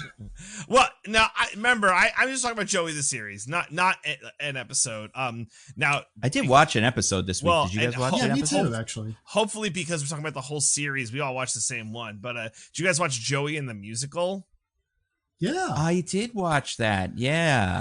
Good. Yeah, so let's talk about that real quick. So, we continue the saga of Alex being into Joey and not knowing what to do about it. Ooh. So I thought we were done with that saga. Did that plot move forward at all? No. Well, it's still happening. But we got more hilarious jokes, I bet. There's so many jokes. Yeah, so Eric is back. We'll put that in the corner. So the ex-husband's kind of back in the picture, at least physically. But what?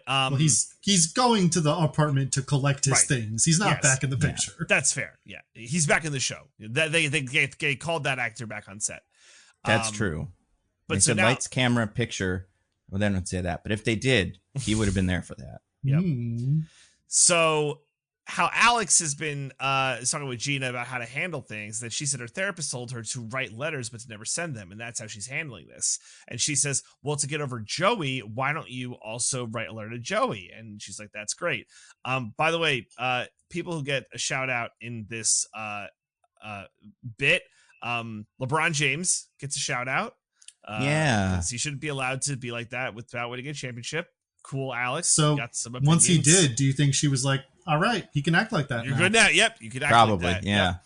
4 times. Also, like, what's he acting like? I feel like LeBron James was never like a showboat or anything like that. I don't know. I guess he was kind of a diva, but like, he's a great basketball player on a shitty team. So. The decision had not happened yet. Yeah, like that was exactly. The big thing. Yeah, that's a post-decision joke. So maybe those writers were like really looking into the future. Yeah, that's They're true. like, everyone's gonna catch up with us about this LeBron James character. Allen Iverson, AI, that's a different story. Being like, oh, he shouldn't act like that. Like, I get it, but yeah, we were just safe about LeBron. So she does that. Meanwhile, Joey is with his girlfriend, the interior decorator, and who is his girlfriend? Apparently, yeah, I didn't know they were dating, but the show is like they are. Well, the last episode ended with her being like, "Let's go out," and he said, "Okay," and now they're dating. Mm-hmm. Yeah, that's how it goes. And he tells her, I forget how this comes up, but her grandmother, their like retirement home, is putting on a production of Pirates of Penzance, and the director left. So, and I don't know if she asked Joey for. Does she ask Joey for help or no? She does not ask Joey. Zach convinces him that they should volunteer. Right. Well, if I remember correctly, there's some version of like, I won't be able to hang out with you because of this, right? Or something. Right. So it's like, isn't it part of a scheme? No. It's just the grandma doesn't like him, so he wants to win her over. Right. That's what it is. Right, because he reminds her too much of Hector. Right. Or whatever. It wasn't apropos of nothing, but yes, thank you, Diggins. So, Zach convinces Joey. All right, I'll direct the musical. So Zach directs the musical, and he's very mean. He has no empathy that these are elderly people, and he's like, they can't sing. They don't know they're blocking. They suck. A community theater production, and it's never going to be good. And they don't have any Dia juice left, so they're not good at jumping around and doing backflips and shit that you would want for this. Like, they don't listen, and listen. I'm with Zach on this one. You want to do the play, but if you don't want to like follow the blocking at all, then just go hang out, do something else. Some people here really would take it seriously. Yeah, but yeah, and then Joey's like, listen, man, lay off. Like my girlfriend's grandmother, I'm trying to get in good graces. Please chill out. And then they have a fight, right? Because he like fires her specifically because she fucks up her solo or something like that. Mm-hmm. So then he's like, no, actually, Zach, you're fired, and now I'm the director. So Joey's the director. Meanwhile, Michael manages to get the letter that Alex wrote to Joey. I guess looking at the laptop, and the thing it's said to Dimples, right? It's hey Dimples, right? And then there's Michael's reading it, then Joey comes into the apartment, and there's a cute little funny scene where Joey's chasing him, and then Michael falls on the couch and Joey lands on his lap, and it's implied like, oh my god, does he have a boner? Yeah, that was this week's Joeyism. Yeah. Very good. There's that 2000s gay panic humor. Yeah. Gay incest panic, the worst. I mean, the most reasonable kind of gay panic, if you ask me. Yeah, I guess that's one fair. thing I can panic about. Yeah, I would be upset about that too, but not for gay reasons. Yeah. Not for the gay reasons. Yeah. But then he explains that Alex wrote that letter, but said that it was about Eric, not about Joey. So Michael doesn't say that. Joey just determines that. Oh, right. He figures it's like, oh, she's not over Eric. So he convinces Alex to go after Eric, and then she's like, oh, I just like do not want this. But then Joey convinces Eric to like make a move on Alex. Yeah. It does not go well. He comes in way too hot. Oh yeah, he has like a tuxedo on or something. Like, hey, weird. Gorgeous. Yeah. And then she throws him out. And then does she tell Joey the letter's about him? Nope. No, I think it just kind of goes away. Yeah. And he's like, oh, that's crazy. I think it's assumed in that sense that she's like, I'm over him now. So maybe that was from before, but now my feelings are different. Right. Mm-hmm. And Joey's stupid, so you don't even really need Joey's a good an excuse. So that's that. So then we get to the play for the Pirates of Penzance. It's the day of it's the day of production. Nando loves Gilbert and Sullivan. Hate it. Yeah. I don't have anything personal against Gilbert or Sullivan, but man, Pirates of Penzance I don't like it. two things I forgot to mention. They don't really matter, but Joey tries to direct it as bad at it, so he gets Zach back because I guess they all preferred Zach over him and Zach's rough tactics. Also, Bobby's mom is at the retirement home, and she's a firecracker. Yeah. And she's like, Joey, give her a part. And he's like, I can't. And she's like, come on now. It's not bad. Yeah, it doesn't really go anywhere. But we get to see Bobby's mom, so that's cool. And her real name's Roberta. I guess we learned that, right? I guess we learned that. Is there another name that could have been besides Bobby? Yeah, I don't know. Like if it was her name was just Bobby. I don't know. I feel like you can assume it's a Roberta, but I don't know. Well, now we know. So the play goes on, and then there's a problem that one of the main guys who was like, supposed to do this duet with Joey's girlfriend's grandmother, like broke his hip, so he can't do it. So Joey dresses up and gets on stage. But then does he smooch the grandmother or like another lady? The grandma smooches him. Right. The grandma because he sweeps her off her feet. Right. And because he has this spitting image of Hector, her kind Herman. of, ex-husband, first husband, I think. Yes. But Joey has no interest in her because he wants the daughter. Yeah. But granddaughter. Or granddaughter, right. But this has sent the granddaughter interior designer into a frenzy, and she's like, Joey, watching you kiss my grandmother like that, I can't do it. Reminds me too much of Herman or whatever, so I'm breaking up with you.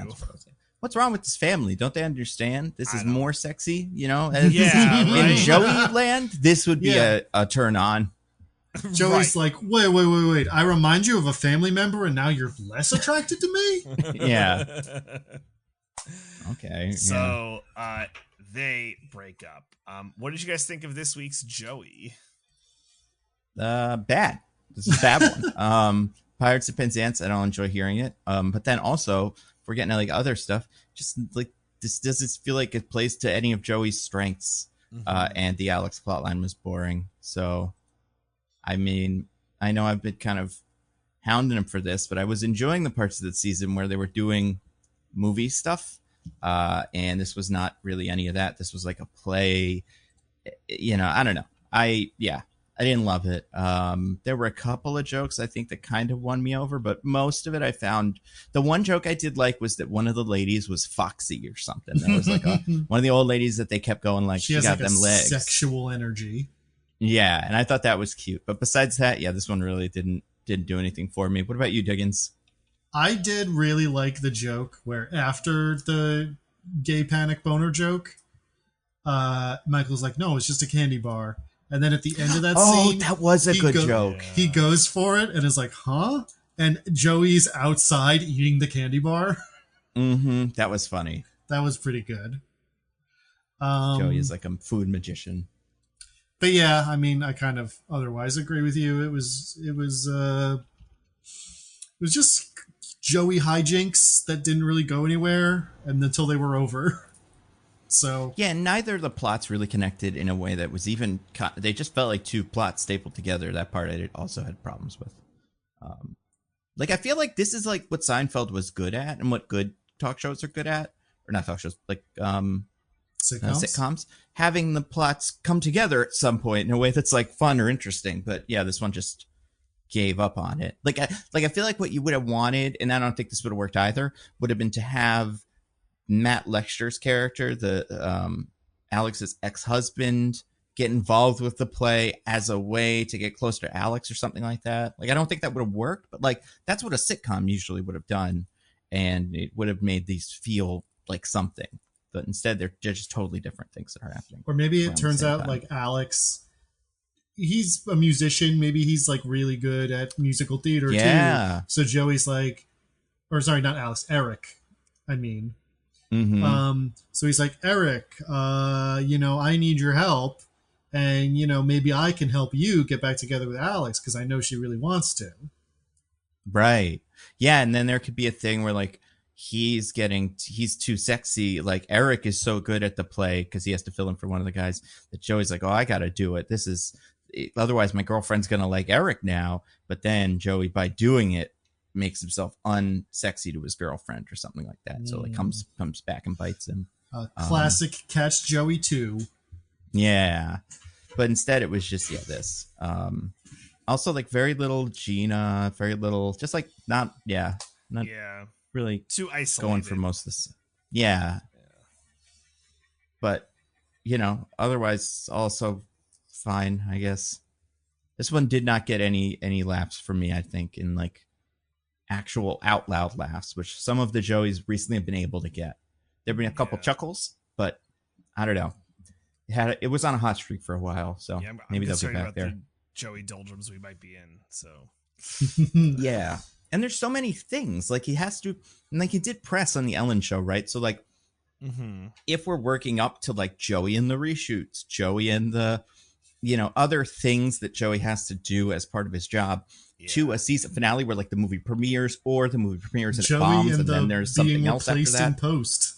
Yeah, Joey and the Robin Williams deepfake video, like all that stuff would have been perfect for like a season. So the fact that we're doing this either means like they have a set amount of them and they just had to fill space, or they kind of lose track of that too. And that just would have been kind of boring. I think we are coming up on when episodes of Joey stopped airing. It stopped airing? Yeah. Oh, no.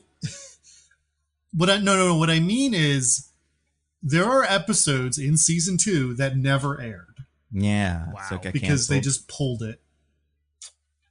Well, so everybody that isn't watching along but is remembering these from memory from seeing them on TV, get ready for a big surprise when it turns out other stuff happened. Yeah, we still got a few more episodes to go, but we're getting there. I'm excited. Yeah. Hopefully then it really lets loose and they show full frontal male nudity. Yeah. But yeah, so that was a good episode of Joey. I mean, like, except it wasn't, but like, did a great job, DJ. But would you like to do a summary of the movie RV? Oh, not really. I am concerned, but we're gonna do it because do your best. We believe in you. Can I? Well, it's my game, so I really can do whatever I want. Sure.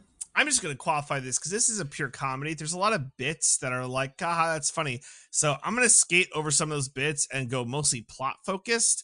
We're just gonna do our best because there's a lot of like things, You're the once and future one of the, like, no one has done this but you, so you're working this out as we go. Yeah, Nando and I have tugged as hard as we can. We can't pull that Excalibur out of the stone. Only you can. Yeah, we're not going to get any argument from us. That's not how it's supposed to be done. It'd be like yelling at like Conan O'Brien on day 3 of the Conan O'Brien show. Be like, oh, masturbating bear. Like, that was always the deal.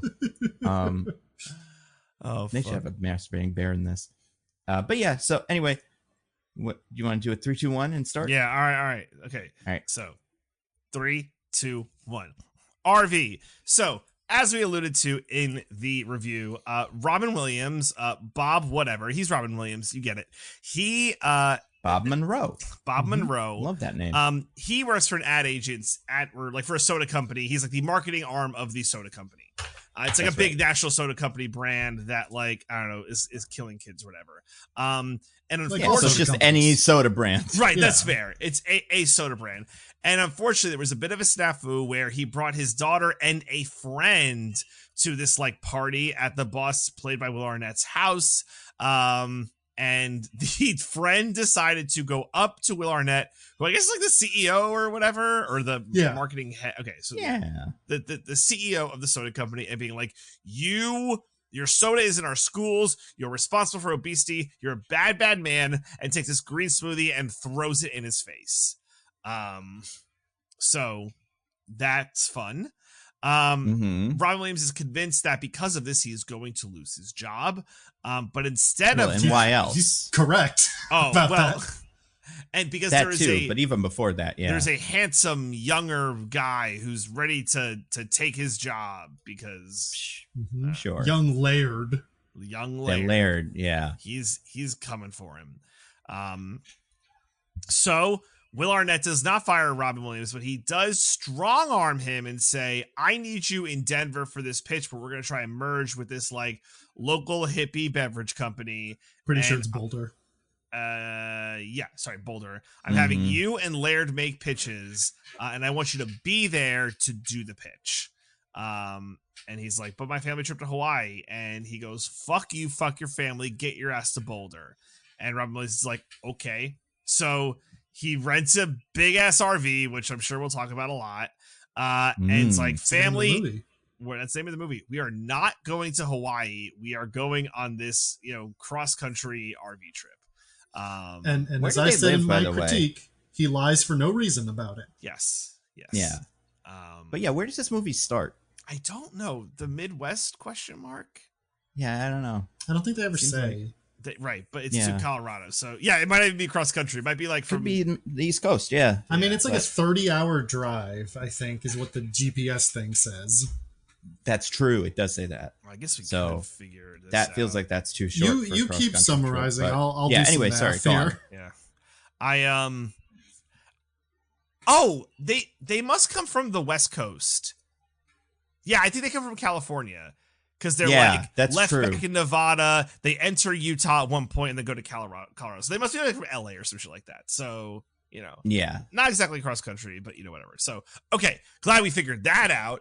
So they go on a trip. Yep. And there's a lot of different hijinks. We're going to hit the highlights here. So, obviously, initially, the family hates this and they're yelling at him because they are mad at him. Initially, the wife was like, hey, if we go to Hawaii, we were going to have a lot of sexy time. But now you get no sexy time and you must now cook all the meals. And Robin Williams is just so out of his depth. When he first gets there, to the first RV park, because they stop at various RV parks along the way. They don't even know how to empty the waste. And it's a whole thing. A bunch of people are trying to help. Poop flies everywhere. But who comes in? Yeah. Ugh. Oh, it does. No, it does. That's in there. Yeah. But who comes in to save the day? But Jeff Daniels playing what's the name of this family? Gornicki. The Gornicki family. Gornicki. That's what it's Jeff Daniels and Kristen Chenoweth. And their 3 kids. Moon, who is named after the Oilers quarterback Warren Moon. That's right. Crazy. And then the other names are just names. The whole family is named after Oilers players, but Warren Moon's the only one that gets name dropped. That was in this. Oh, interesting. Oh, yeah. Okay. There is nowhere in California that would take 30 hours to drive to Boulder. Okay, fair enough. Not even if you went all weirdly. No, all right. It's like 20. Oh, sure. Okay. Yeah. So they meet this family, the Gornickis or whatever, Gornickis, and they seem well-meaning enough. Jeff Daniels hoses off Robin Williams' poop off of him, right in the dick. Hoses him right make sure in the to dick. get that dick nice and clean. And it makes Robin Williams very happy. He's very excited. He loves it. He's like the Pillsbury Doughboy, but if you touch only his dick, you spray it with massive water. Such a choice. Yeah, it really is. It's the only way he can feel anymore. And he's like, hey, why don't you come have dinner with us tonight? That'll be great. And for some reason, the Hineses, they don't want to be, or the Hineses. Well, wow. I mean, they are the Hines. There's some, the Monroes or the Monroes, whatever. The Hineses and RFK Juniors, they would eat whatever. They don't give a fuck. You found this elk on the side of the road? Hell yeah. That will go great with the elk we found on the side of the road. They find this RV living, homeschooled family, and they're like, these guys definitely share some opinions with us about vaccines. Yeah. Oh my God. Dad went to Stanford. More on that later. So the Monroes, they're invited to eat dinner, and they begrudgingly join because Robin Williams just cannot figure out how to make anything work.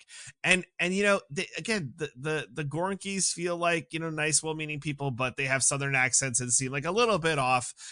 So they're evil.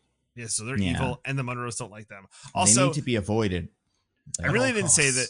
I wasn't explicit about this, about what the family is, but it's Robin Williams, Cheryl Hines, husband, wife, Josh Hutcherson, boy, think about 10, 12, 13 maybe. I would say 12. 12 sounds right. And then we have the daughter, JoJo, played by JoJo. She's like 16, 17. Yeah. Because college talk about like 15, like 16. That. Sure, right. Yeah. She's not going to college next year, but it's something that's in the cards. Okay. Yeah. And she also wants to go to Stanford. Anyway, So they're like, we don't want to be associated with these people. So we are, they're like, the next morning, we're going to leave early to avoid them.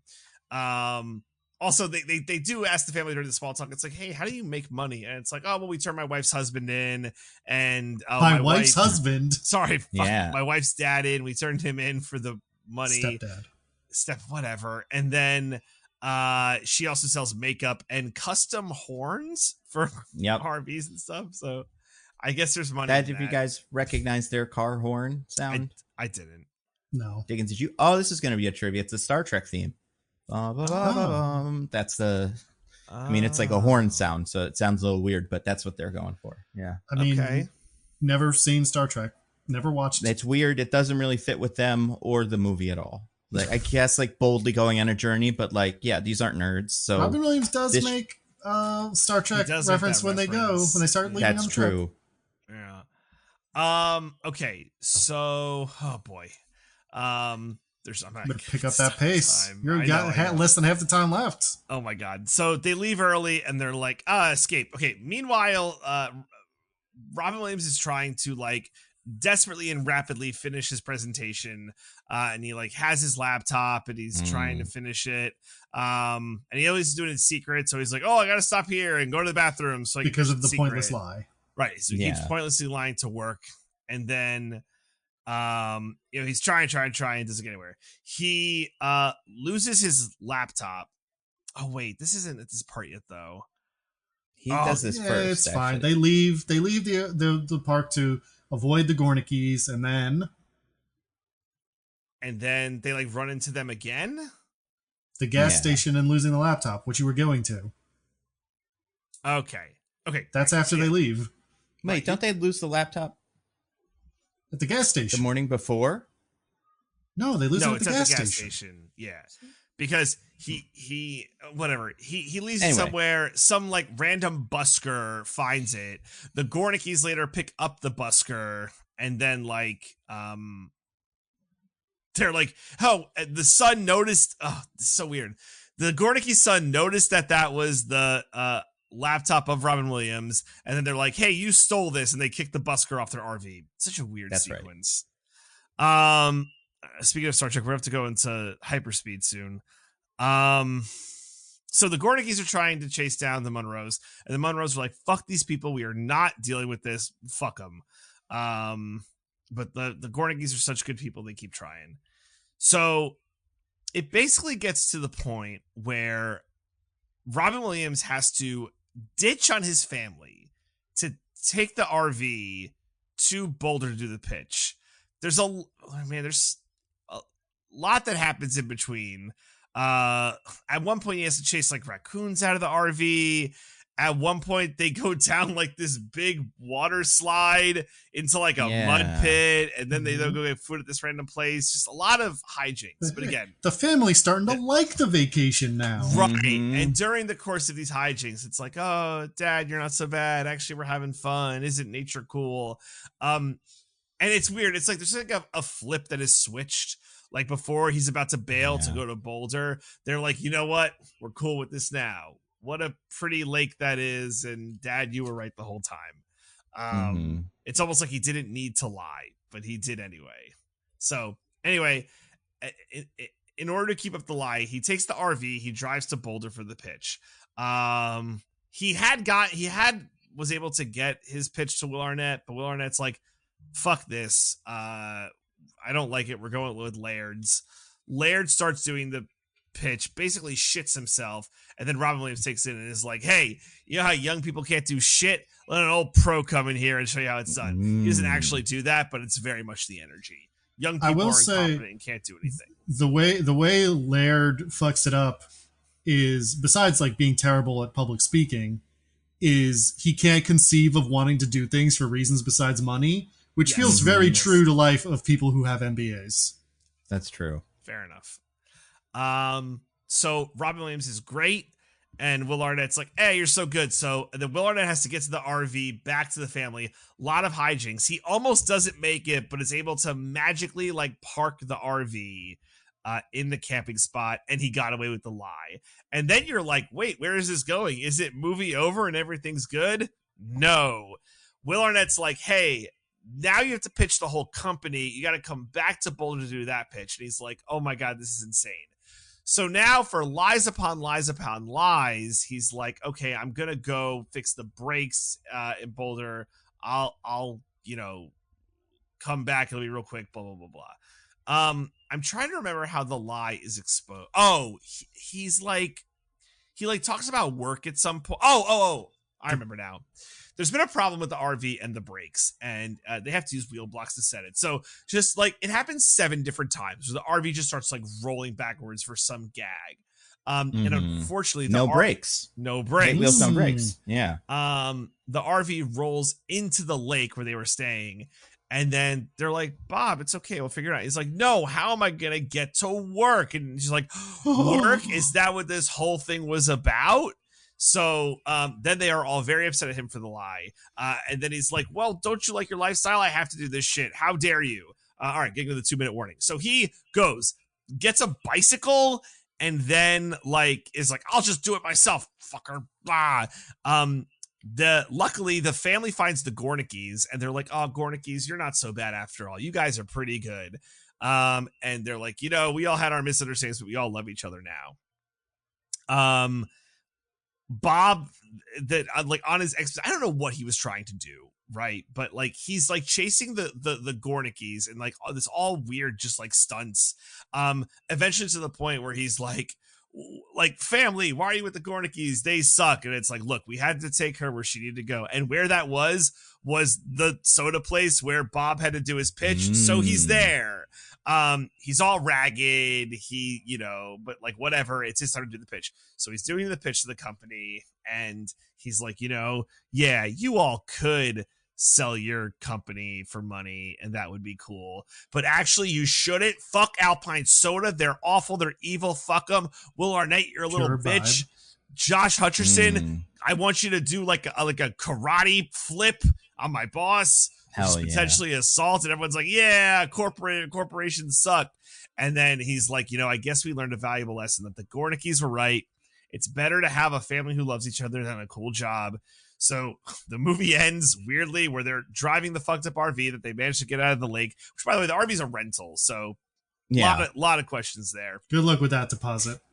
Yeah, right.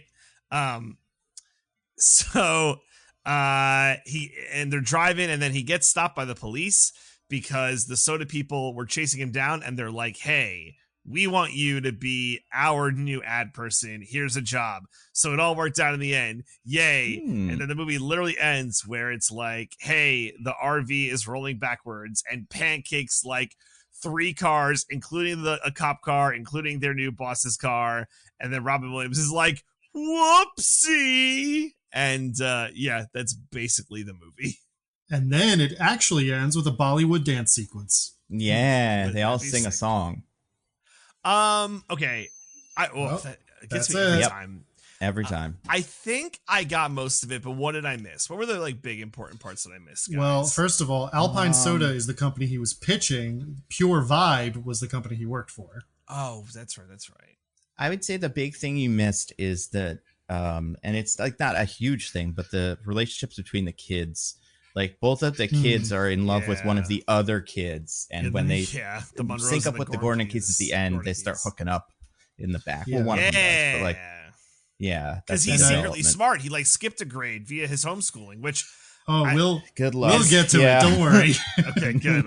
I'm glad we got some dedicated wheel slices because is that time in prayer? Okay, I know that thing about homeschooling.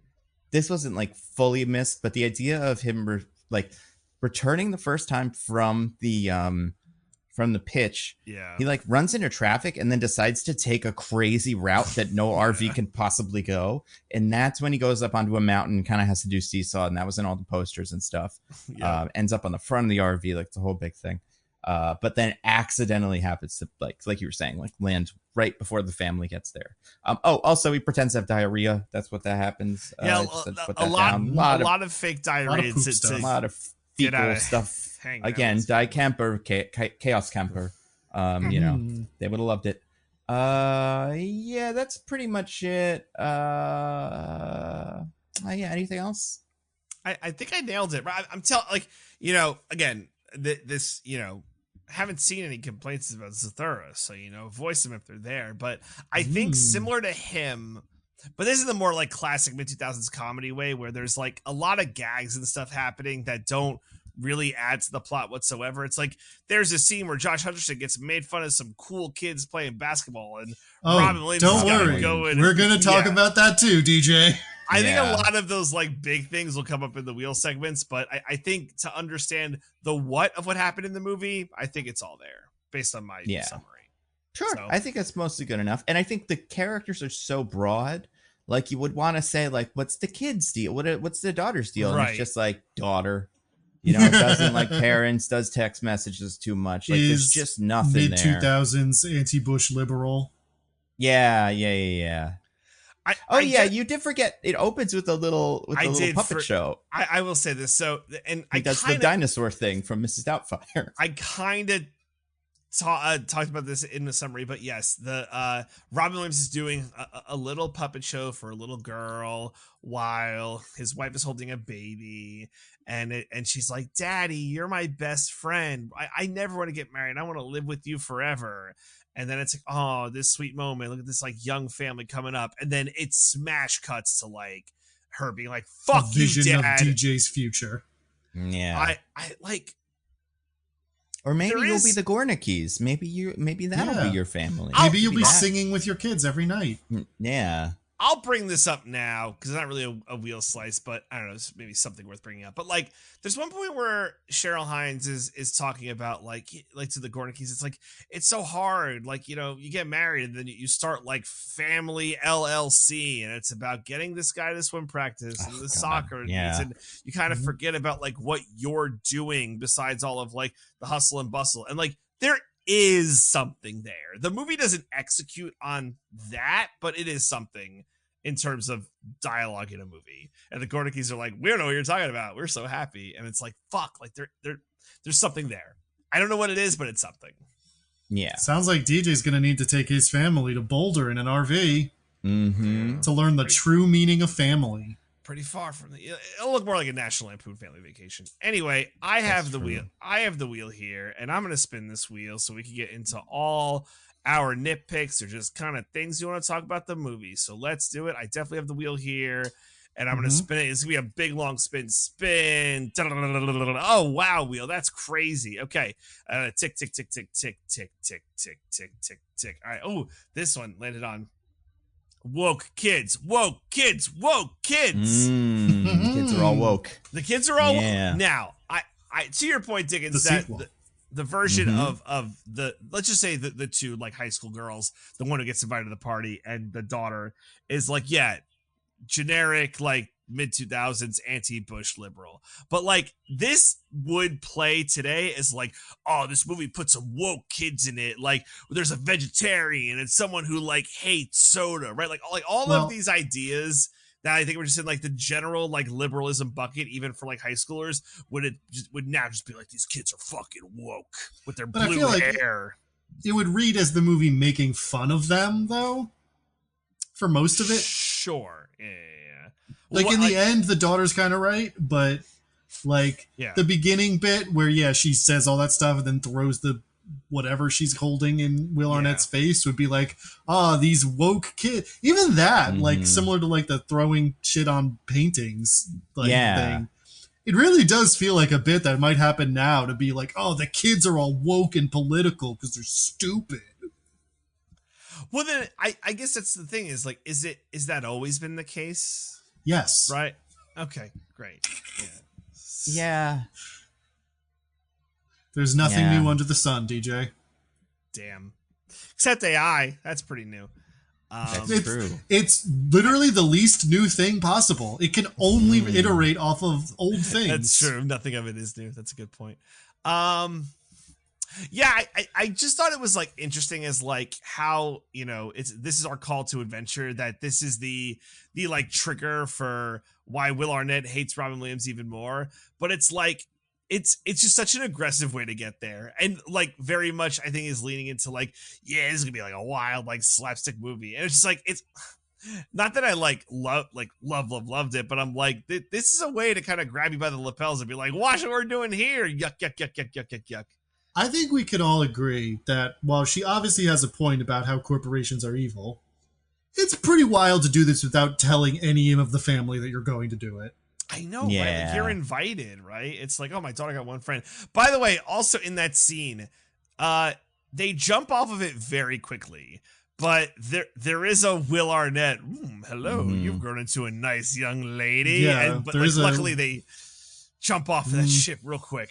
I think we know who'd be in some certain files and some certain flight logs. Oh, fuck. This is the time for it. And the problem is, like, Will Arnett, like, has that, like, voice and that look. This is like a young, fresh-faced Will Arnett, right? Like, this is Arrested Development era Will Arnett. Yeah. Like, where he, like, really pulls that off. I'm, like, hoping unintentionally, but it's like, oh my god, this guy's a skis who wants to prey on his coworker's young daughter. I mean, I think that's what you hire him for in 2006. Sure. Like, did you watch Arrested Development, DJ? Have you ever seen it? Okay, yeah.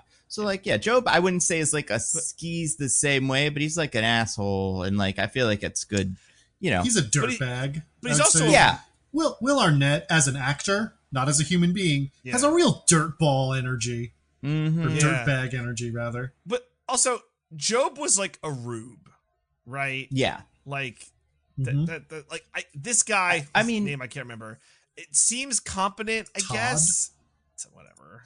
Yeah, well, he's like, I don't think we know what his deal is. Like, did he start the company? Did he inherit the company? Because, like, I could see him being a, kid, like Scion, who is running the company and kind of sucks, but is the boss, so everybody has to be nice to him. The same way that Job, if Job had employees, would have, it would be chaos for them. It's fair. But, and the way that he's like, hey, come be here anyway for the pitch, even though I don't need you here. Fuck you. Like, he's, But yeah, he's definitely going to touch the daughter when she's 18 for sure. This is going to happen. Wait that long?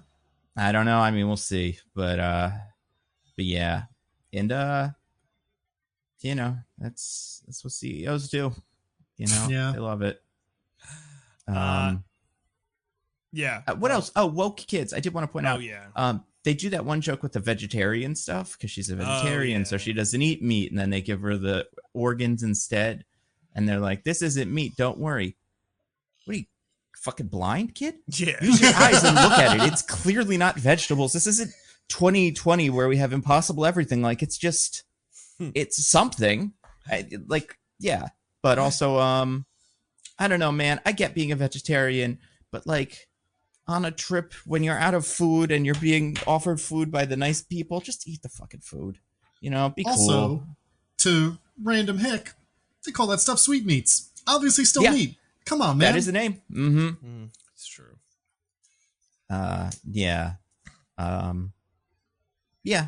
So it is a weird characterization and like a weird thing. But then her politics disappear for the rest of the movie, except for the stickers behind her in the RV. That was the other point where it's like, oh, is this going to be like a whole thing? And like, it's not, right? And she seems to pretty mellow out by the end anyway, so. Except for at the very end when he's going off to give the presentation and she's like, I figured it out, Dad. Sometimes to get ahead, you got to just follow orders or do what you're told. And suddenly she has an opinion about his job again. Yeah. Yeah, that was something. Well, hey, you want to go to Stanford, right? So, she doesn't want to go to Stanford. Fucking suck it up. All right. Yeah, that 2008 crash is coming, little lady. Yeah. All right, let's spin this wheel again. Tick, tick, tick, tick, tick, tick, tick. Excited to live in the RV. Somewhere to live, right? Best case scenario. Yeah. At least you got a roof over your head. Diggins, this landed on yours. What do we got here? I got one here that says, my name is Robin. It rhymes with jobbin. It also rhymes with bobbin. It's so good.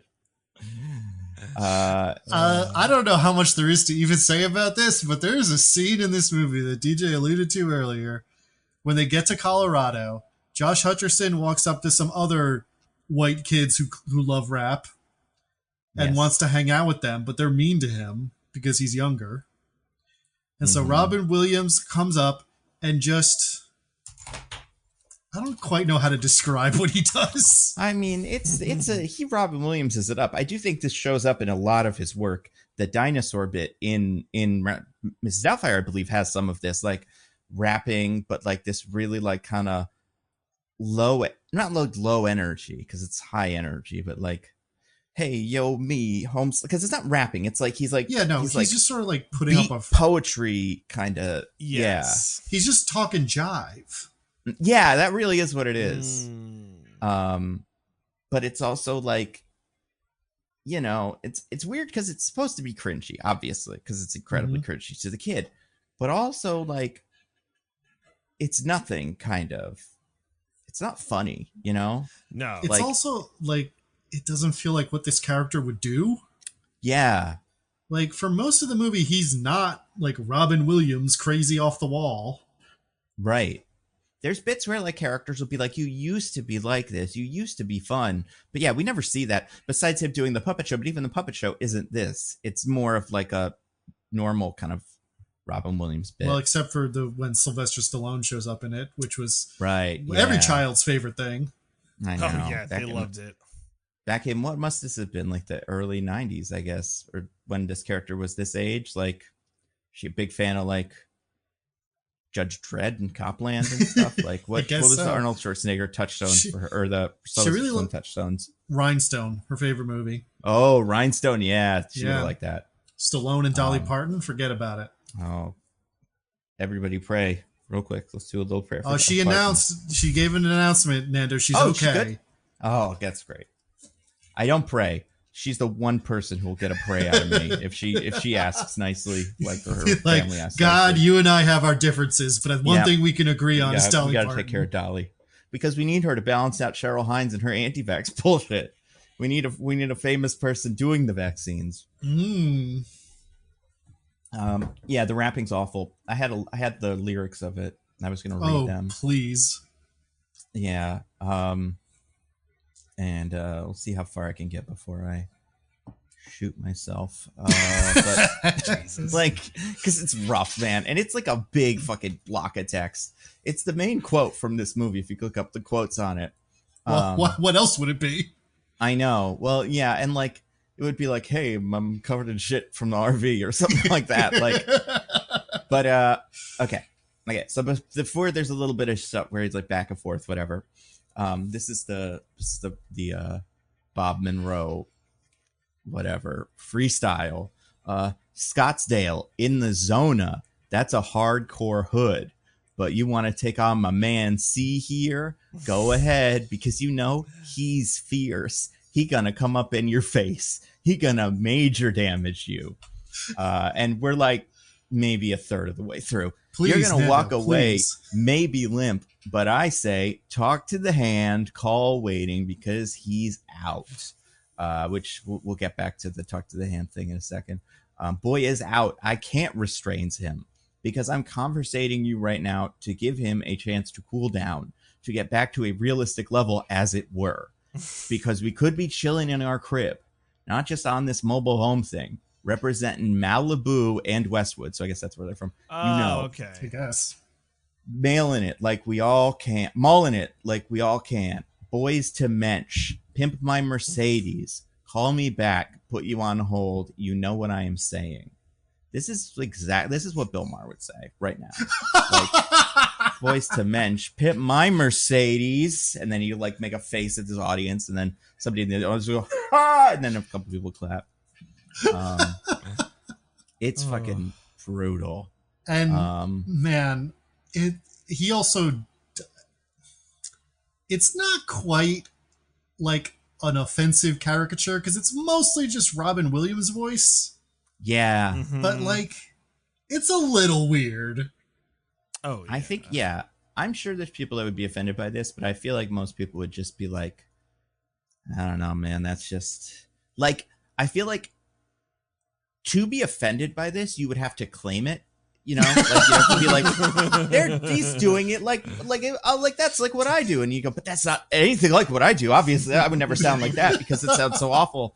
It's yeah. So it's like how like there's no copyright strikes on like the fucking T-Rex cop movie we watched on YouTube. Nobody wants to have to say it's theirs. So that's kind of what I think is going on with this. I will say what follows is the most realistic thing in the movie, which is the kids are just kind of like, okay, and then leave. Yeah. Yeah, man, we gotta go. I don't know. This probably doesn't exist now for kids. Although I'm sure there's a version of this. But like Josh Hutcherson is dressed like a little like Malibu's Most Wanted, like a little guy with like a little basketball shirt and like spiky hair and stuff, and he does say slang about, so like he does talk like this, to be fair to Bob. It's not just pulling this out of nowhere, depending on the scene. Yeah, depending on the scene. I will say, like, I don't know, did you guys have what I heard like what some people call wanksters where you guys grew up? Do you have these kids? Oh yeah. Yeah. Nando, I went to an all boys Catholic high school, so they were everywhere. Cause DJ, I want you to look me in the eye and tell me you weren't one. I didn't have the fit.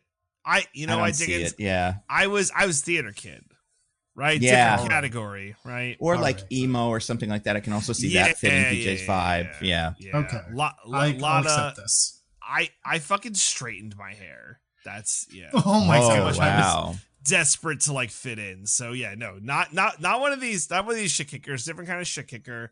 But I knew a lot of them because there was at the the all male Catholic high school was mostly white, so there was no one to tell these guys, "Hey, the purpose of them." Stop. Hey, stop doing that. So they were just able to do it because no one told them to stop.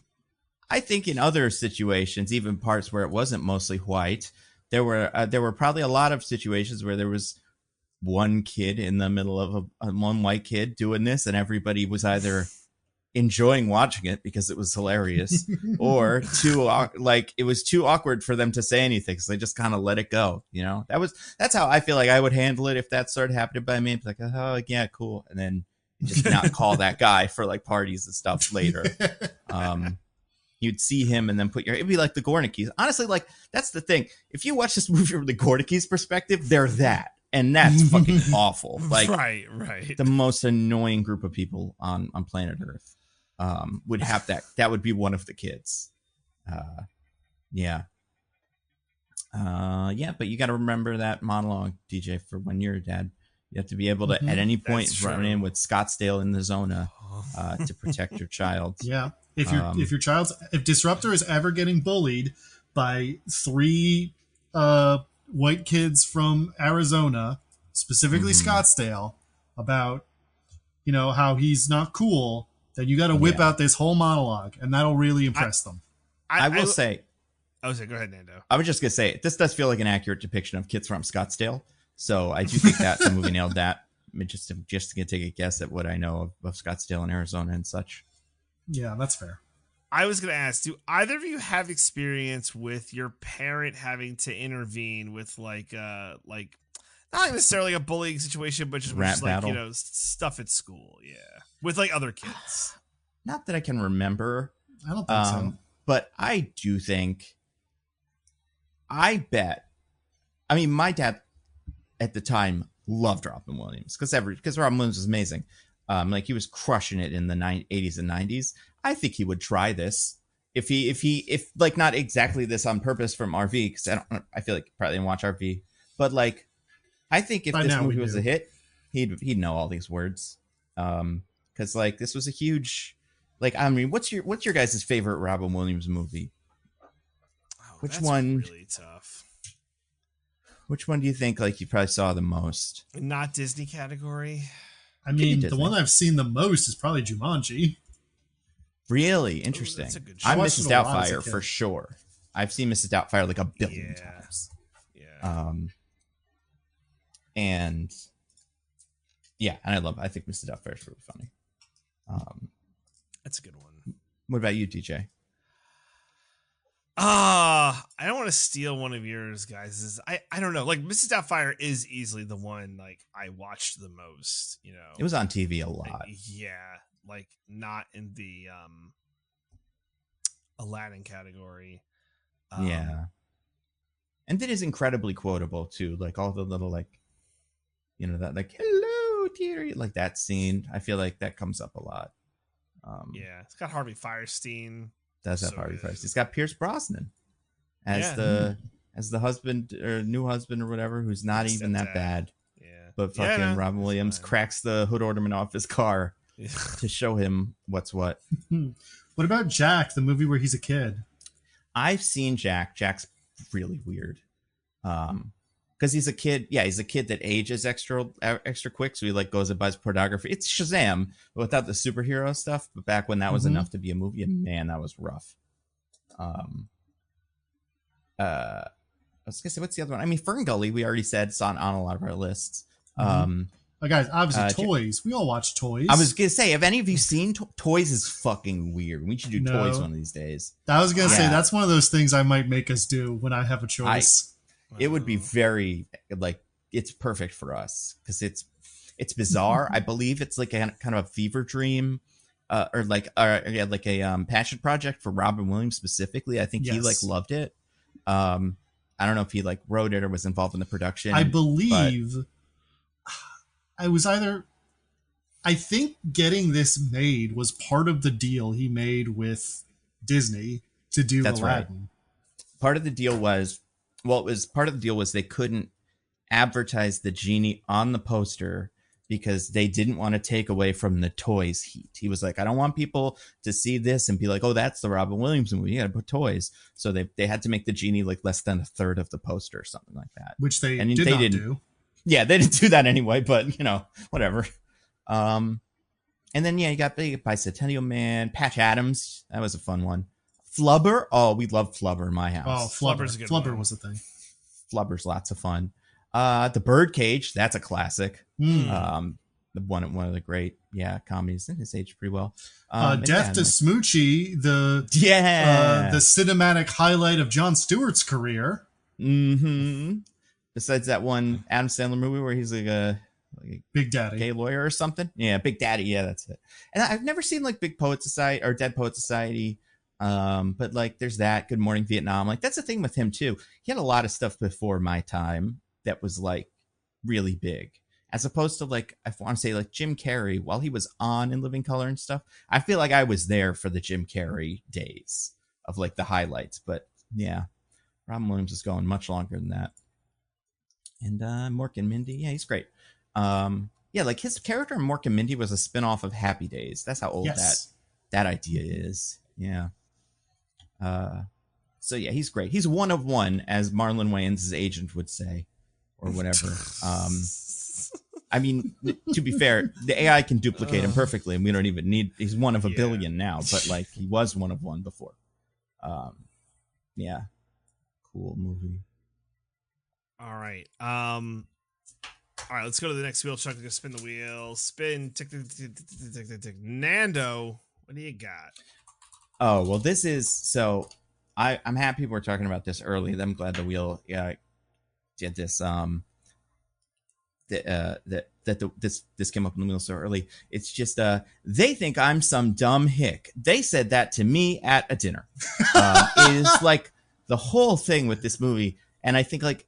And again, 2006 Bush politics, like all that, just like automatically assumes because the kids in the movie are like kind of they will be millennials, I guess, but like they're young and like tech, they text on their phone and stuff. The opposite of that is hillbillies.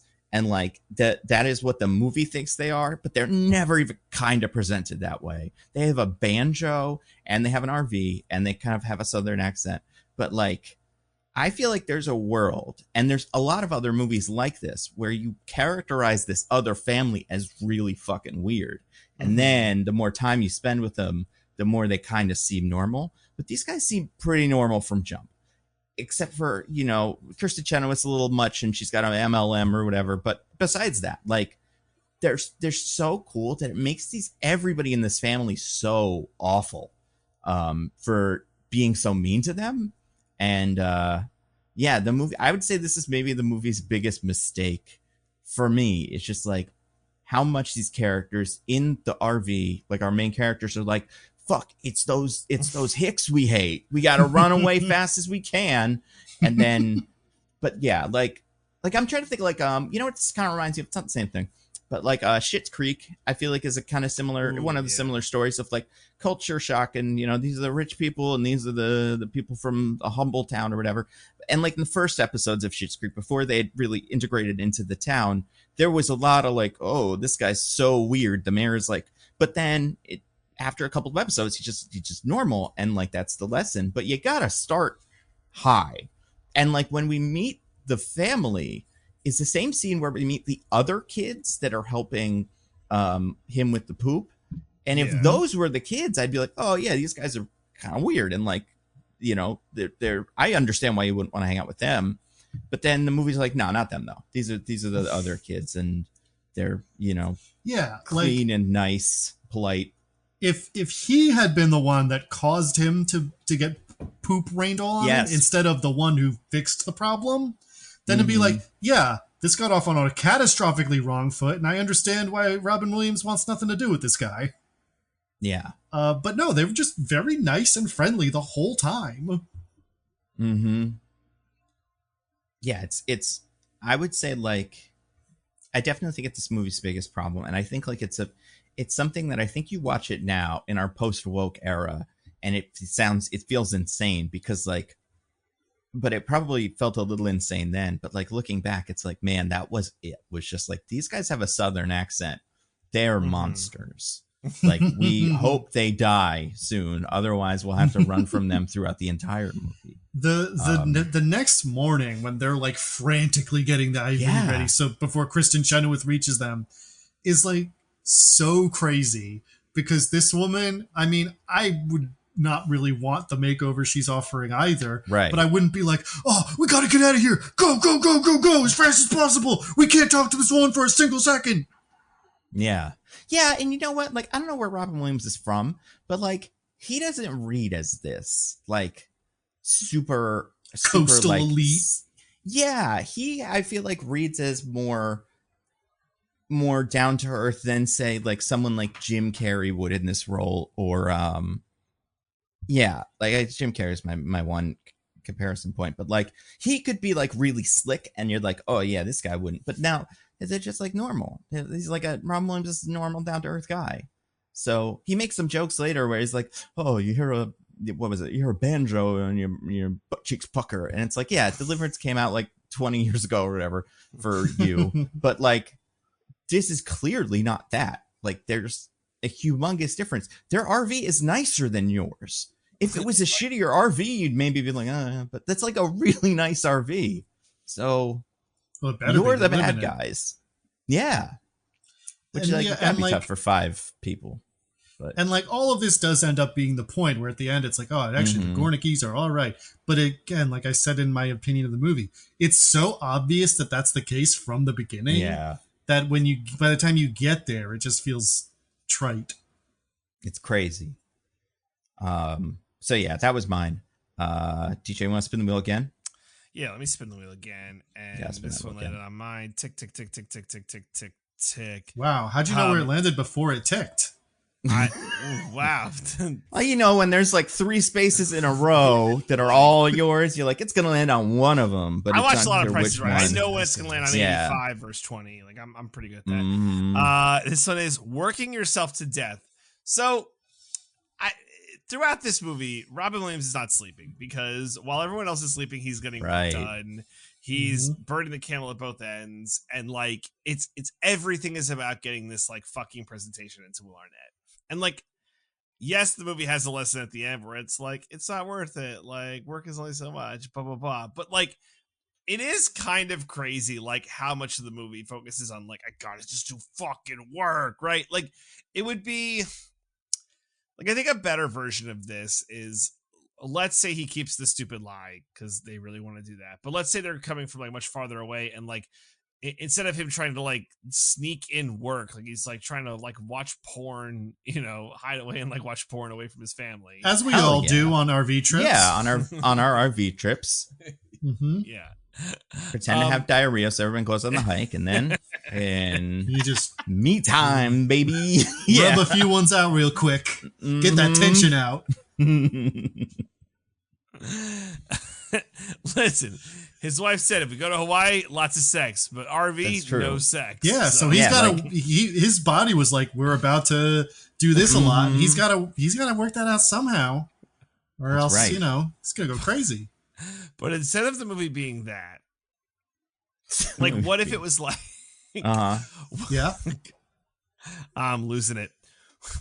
What if the movie was like, he's trying to, we got to get to Boulder in 5 days. It's like, why 5 days? Because that's a what? And like, he's missing the point of the trip to hit this marker of the Boulder 5 days. Like, he can't see the literal and metaphorical forest of the trees that it's like about getting to Boulder in 5 days. And like, that's where the lie breaks down. And like, then he has the epiphany. Because initially he has like victory, right? Like when Will Arnett like calls him and it's like, hey, I need you to come again. Like at that point, he should just be like, fuck you. I sold you. I got you the company. But like, whatever, give the job to Laird. I learned my lesson. But no, it's just kind of like keep going. So I don't know. I just thought it was interesting. Well, and like, I agree. It's another example of like this movie not really knowing what to do with the whole RV thing. And like the idea of like, and I think the vacation movies do this a little bit better. Vacation 1, Vacation, has a similar kind of thing where like the moments between like he's psychotic, right? Clark just wants to get to Wally World and it's all he cares about. And he's willing to sacrifice everything to do it. But like he has like little moments with his family where he's like, oh, family, I love my family. But moments where he's like, oh, cheating on my wife. I love cheating on my wife. Well, obviously, yeah, that, Robin Williams would never do something like that. Even though in the picture, I remember seeing like, because I think I watched the trailer for this movie before I watched this movie. And there was a bit with Kirsten Chenoweth where she's like trying to give him the laptop. But if you're not paying attention to the laptop, it's just boobs at the car. And you're like, oh, are they doing that with Kirsten Chenoweth like they did with what's her name in those Vacations? And it's not. But yeah, that would be interesting, I guess. But yeah, like, and this movie just doesn't, like, there's a rush, but like, it's like, what I don't understand is the RV. Just fly him to Boulder and be like, we're going to Boulder. You could fly there. You had plane tickets before to Hawaii. I'm assuming these are cheaper. So just switch it or something. But like, yeah, the movie has no interest in, there's just a very little interest in the space of an RV, like at very few points are characters like kind of bumping into each other too much, or like, hey, we got to share this tiny space and that's tough for us as a family. They're always outside of the RV. It's always like doing stuff to the RV, which is dumb. Also, like, it's cheaper to film it in the RV. Like, you put the RV on a lot. Like, that's the easy part, I guess. I don't know. They had 5 RVs apparently that they used for this. So, and they destroy some of them. Yeah. But yeah, whatever you were saying about the family and stuff and like the trip. Bad other work stuff. Yeah. I will say it did give us a moment that was so bizarre. I was kind of like, this is something, where the little kid of the Gornicki family is like, no, I have a sleep disorder. I haven't slept since I was 5. Like, what? That's insane. Yeah. And then he's just like, oh, okay, kid, goodbye. And then, but like, this kid has also, right before that, they kind of do a joke about the kid seeing Robin Williams' dick. He doesn't. Yeah. But they kind of do a joke about it. It's pretty good. Because he just walks up to him in the bathroom, looks in the stall, and goes, wow, mister, you got a nice one. But he's talking about his laptop. And you know what? In a movie where he doesn't say, I'm talking about your laptop, sir. That's part of these Gornickis are just so weird. We have to get away from them. They're staring at my junk or whatever. But that's not what it is. And it's just so fucking weird. Yeah. The kid's strange. It's weird that there's 3 kids. That they're not like mirror images of each other. Because also the 2 Gornicki kids of similar age are like into each other, right? So. Exactly. Well, not into each other, but into, I mean, maybe,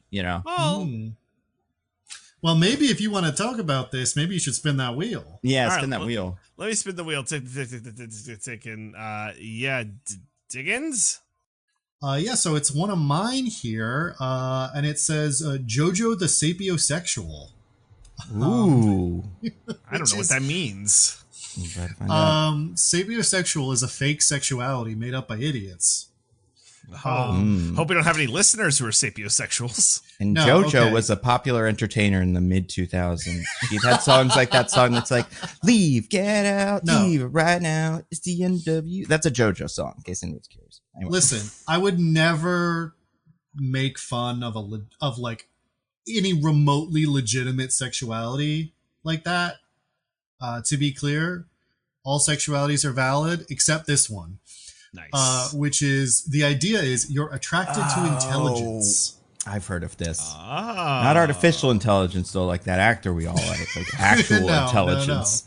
No. That's going to be a new thing. Robo-sapiosexual or something. You're attracted to smart people. And it's like, that's not a sexuality. That's just, first of all, I don't know that anyone who calls himself actually likes smart people. But yeah. Not smarter than them. You know, like anybody really. And it fits that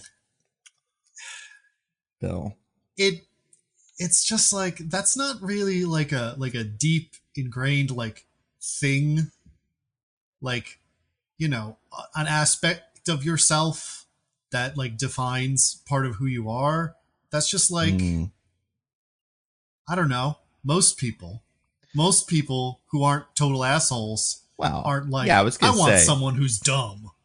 I'm pretty sure there's a lot of guys in 80s movies that yell at nerds like they're gonna eat them, and like they probably aren't sapiosexuals. They're probably whatever. Well, what is this sapio? Is that like smart? Like Homo sapien is like, I get it. Yeah, that actually makes sense. So I don't know what the opposite of it would be. Well, sapio is like thinking. Yeah.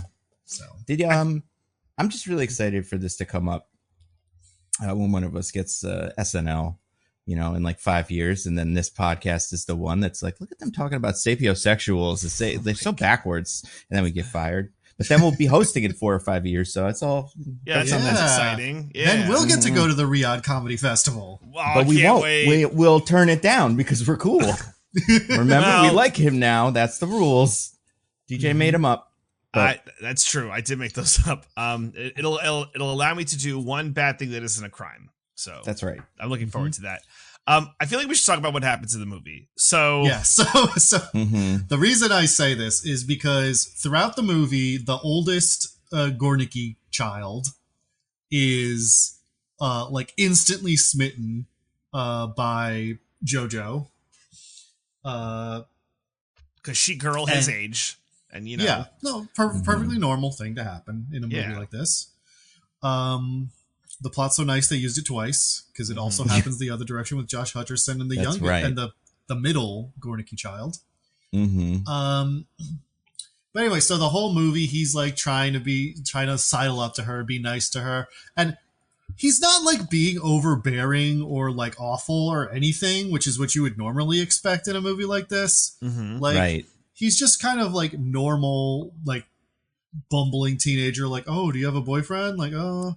And then later when after the deer organ incident, gives her a list and is like, here's a bunch of vegetarian and vegan restaurants on your trip path so that your family can, you know, respect your preferences. And she just like ignores him. And then at the end of the movie, when everyone besides Robin Williams is on the Gornicki RV, they see him studying, and she's like, "Oh, you're going to like some vocational program?" Yeah, what is he? Your blocks? You got to put them in a sort them by like color, really and then rude. This is pretty cool. Just assumes he's a total idiot because he has a southern accent and for literally no other reason. Well, he's homeschooled, so. Yeah, that's dangerous. You never know with that, but. Man. But he's like, no, I'm studying like advanced mathematics because I'm going to college. I skipped a grade. And she's like, wait a minute, you're smart? And then the next thing is Josh Hutcherson's like, oh, they're making out in the back. Like, that, like... the scales fell from her eyes. All it took was, like, realizing that he's not a dumb hick. Which that's right. Could have been found out if you'd ever had an actual conversation with him, I imagine. Yeah, like when he gives her the list of like, vegetarian options, he's like, "What did you use the computer? Yeah, you went on the computer. Say that, yeah. You typed in the letters. The computer. Wow, you know how to use words? Yeah. Like, it's crazy because it's absurdly shallow, first of all, in its own way. Second of all, it's weird that I guess, you're a teenage boy. She's like a hot girl. Like, you'll accept any amount of abuse. Without a doubt. Yeah. 15-year-old nerd, homeschooled guy. Lives in an RV with his whole family. Yeah. Yeah, we've seen the RV crowd. Not a whole lot of like young women just milling around in it in the movie. It's a lot of like older guys with big old beards and stuff drinking beers on lawn chairs it was that one scene where they do that. Yeah. So like, I feel like for him, he's like, I'm going to make this work no matter what. Like, I will change my personality. I will learn advanced math in the scenes where we're not around so that I can convince her that I know it, because that seems to be all she cares about. And then in like 10, 15 years, he'll be on a date with someone who's like, oh yeah, my first relationship was super toxic. Yeah, she was awful, man. An absolute nightmare. I have a question. So, he claims that he skipped a grade, which, good for him. And I don't know much about homeschooling, but like, how does that work? You just get to do whatever you want. Right? There are like standards, like government enforced standards for homeschooling. Yeah. They're not always enforced well, depending on the state and the what exceptions the person's able to get. But they do exist. So like there is like a very basic structure to it. Let me put it a different way. Let me ask a stupider question, because then maybe it'll sound less rude. But like, how do you skip a grade with homeschooling? It's one grade. The grade's home. Right. How do you skip a grade in regular school? Like, how does that work? I have no idea. I didn't skip a grade, so I don't know. Right? Yeah, like, me neither. It just seems so casual, and like, I guess you could do it, but like, you'd imagine that I guess it'd have to be a young Sheldon, where you're such a genius that hopefully the teachers like pluck you out, and it's like, you belong in college, boy. I think that is how it works, basically, is like your teachers have to be like, this person should be in a higher grade. But I remember like when I was in like whatever grade school, like let's like 3rd or 4th grade, you take like whatever test, and then you get the report and they're like, wow, you're doing like math at like a 7th grade level. And it's like, all right, well then like, could I go to 7th grade then? Like, is that how, like, if I did everything at that level, can I go? Yeah. But I feel like you shouldn't. I mean, it's different with homeschooling. Right. You shouldn't, because of all like the social parts of it, right? Yeah, absolutely. Yeah. So yeah, I don't know. With homeschooling, yeah, I guess why bother, Yeah, like, go right to senior year of high school as soon as you can. Yeah. There's no reason not to. Can. Yeah, I mean, if you got all the milestones you need, then it doesn't really matter in that environment. And you could even like get your your high school diploma and then like fuck around for 3 years and then go to school so it's the same amount of years. Right. If you want, because like I feel like going to college as a 15-year-old probably sucks. Oh, but, without a doubt. Yeah. Yeah. But I've never met anyone like this. I've never met like a grade skip person. I think I knew 1 or 2 people when I was younger who had skipped a grade, but I don't really remember that well.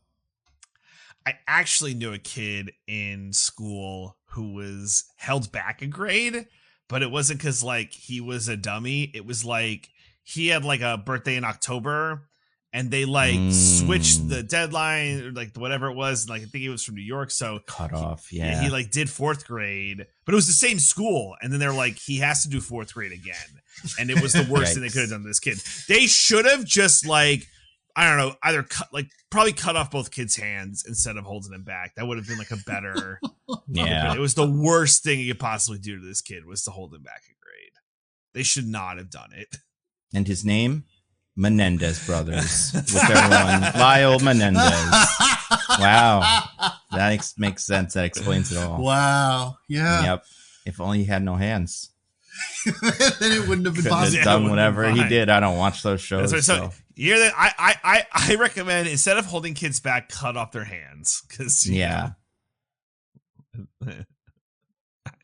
I think so. Cool. I think holding a kid back a grade, unless there's like a legitimate like reason, like it's like this kid doesn't understand ABC, so we have to hold him back a grade. But if it's like, oh yeah, the date's weird, and it's like he should be like, fuck that, like, you know, that's horrible. That's basically just change your birth certificate. Which just go in and do the perfect score or whatever. Like break into the hospital and just write the different birthday on so it works. Oh, you're born in September now, son. Whatever. Doesn't make a difference to that kid's life at all. So you just have to figure out how to change that on some sort of official record, and then you're good. Yeah, they can do it. All right, well, I think we're going to spin the wheel again now. Spin, tick, tick, tick, tick, tick, tick, tick. And this is actually the last slice on the wheel. And Nando, it belongs to you. Wow. It pains me to say this. This is my slice, but it has to be said. This one just says, I got bad news for you, Hutch.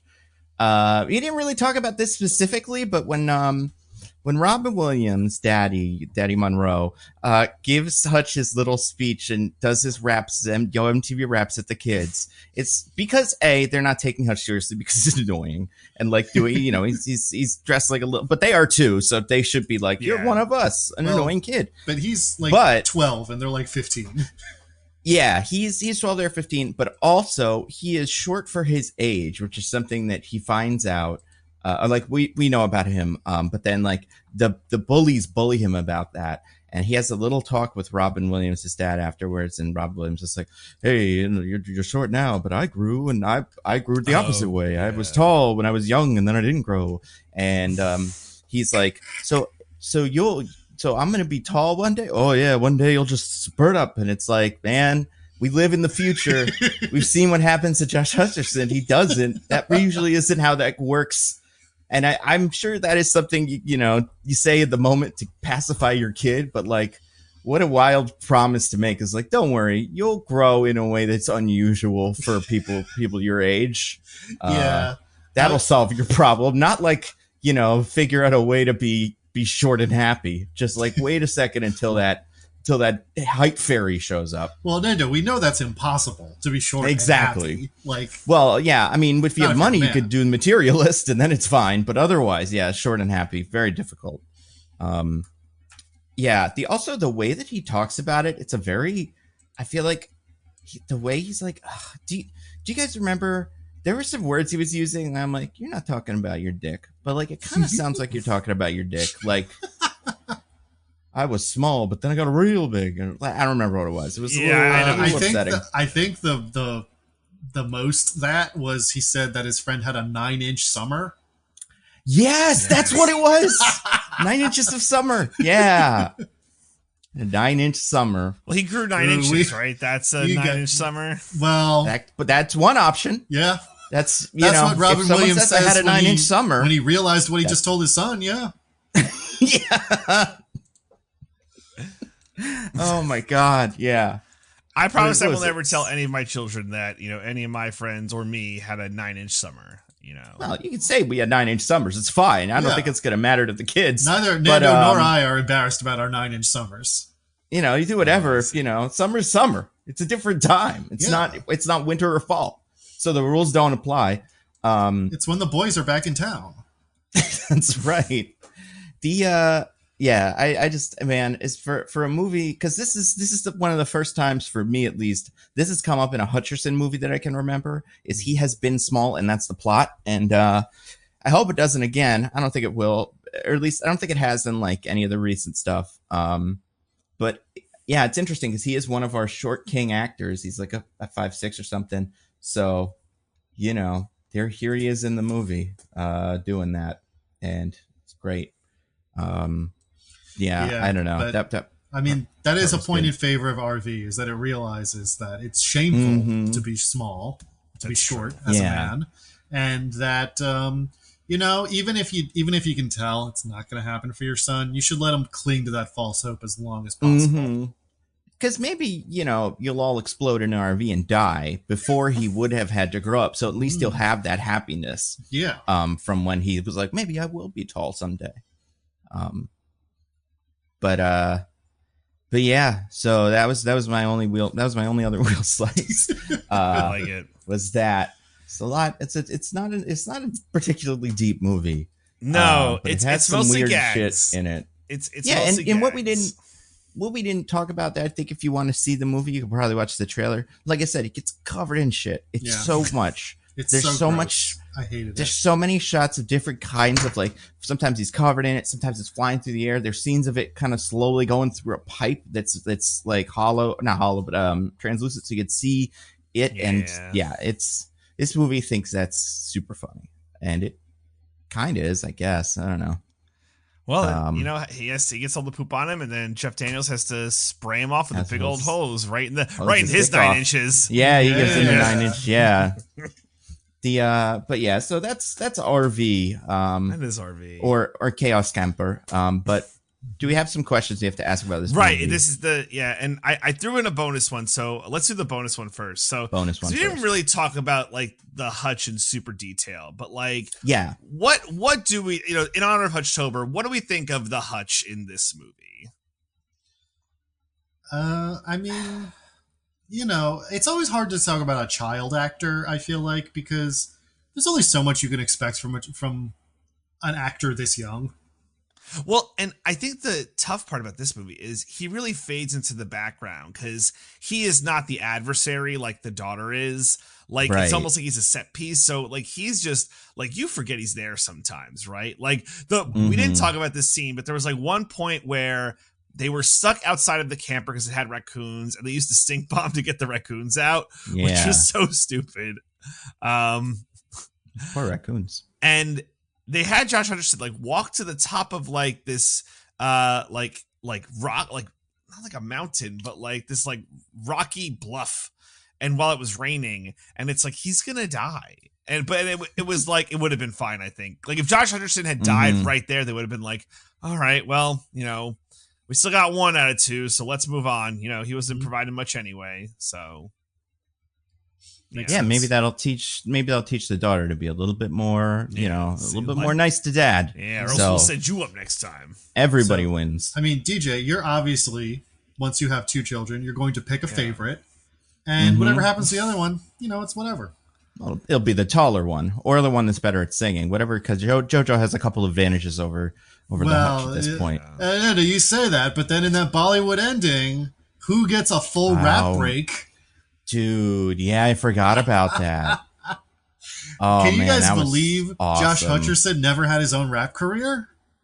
Okay, so now I'm going back. I think this is a good performance of his because of that, because of the commitment. Yeah, I think as a movie, it's bad, and his character's annoying. His character's supposed to be annoying, but also like, I feel like even as a child, I'd be like, this probably isn't going to work. But like he committed to this bit, and that's true. Yeah, I could not possibly get through his rap break without like dying of embarrassment. And the fact that he's able to do it, that does speak well to his acting ability. Yeah. I'm watching it now. It's really painful. Like, it's tough. This is definitely one of the least Hutch movies we've done for Hutchtober. But he's only got so many movies. It's not like we're doing Nick Cage Sember where we can just pick amongst like hundreds of movies. Excuse me, that's Cage Miss. Oh shit, Cage! Thank you. We're not doing Cage Miss, so we only have so many. And from here on out, we'll probably do every Josh Hutcherson movie that comes out in the future. So we really only have the backlog. There are more than a couple that we have skipped. I will say like. There's like Bridge to Terabithia, which I believe is about a child getting cancer. So probably not perfect for us, but maybe hilarious. Maybe. That was mentioned on the Discord a lot. Was Bridge to Terabithia. I think it was a big childhood movie for a lot of people. Yeah, it was, and it's like probably fine. But he's also in a fair amount of like other stuff that's like a movie called like Burn from 2019 or 57 Seconds from 2023 or Long Gone Heroes from 2024. Like he makes a fair amount of movies per year that are probably fine and like would be fun to watch and go, oh yeah, that's pretty silly. And there's some other, smaller role he never did, like Polar Express, which he is in. He's again, he just did like additional mocap. He's not really in it. Well, he's got voice of Hero Boy, so I feel like he's not the main voice though. He's not like the main actor kid. I know that. Yeah, you're right. Because Tom Hanks is Hero Boy. I don't think he's the boy. He's the conductor. Well, you look at the. Well, he plays multiple roles in that movie, but also if you look at the IMDb, no, his role is young hero boy, but in the notes on Wikipedia, you can see it says additional motion capture only. Interesting. So he doesn't do any voice work. He just did some of the mocap. Well, that might be fun though. Watching it and going, that looks like him. Let's see if we can pick out which of the mannerisms are some classic Hutch moves. Mm-hmm. But yeah, so I think we can find stuff for many Hutchtopers to come. We never did 57 seconds, right? That'd be a fun one to do. I don't know. Yeah. We never did do Epic. We didn't do the Red Dawn remake, which I have seen. Oh my god. Yeah. There's enough weird shit in here. Whatever the Forger is with Hayden Panettiere in him. Oh, I want to do this next week.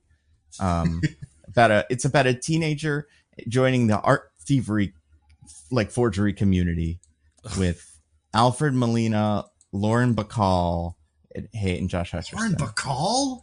Lauren Bacall, yeah. This does look sick. This looks awesome. That's crazy. So, there's some great stuff left to come. All right, well, that's cool.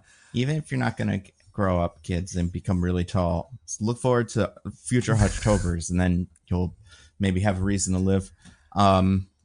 What were the other? So the Hutch, I'd say okay in a weird spot, doing his best. Yes, I agree. Nothing to fault him about. All right, so next question. I don't know how to ask this one, but Nando, could you defeat an RV? I thought about this, and I thought about this too. I think the question, like the way we should interpret this question is, Nando, could you survive driving the RV on that mountain pass? That's a good one. I'm an okay driver. I've never done that driving, so it's hard to say. I mean, how hard could it be, Nando? It's one wheel.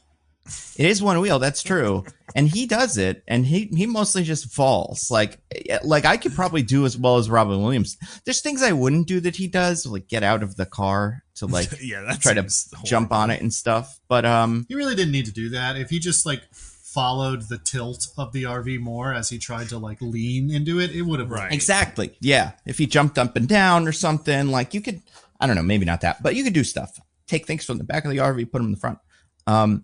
I will say I am one of those people who does not like parallel parking and can never fully guess the space that I have. Okay. Even if I know I've got enough space, I still feel like it's too close. So maybe driving an RV would be a disaster because I would just constantly feel like I'm about to hit everything. But then maybe instead of that, I wouldn't, knock over all my neighbor's shrubbery and all of our, bricks and stuff when we pull out because I'd be safer.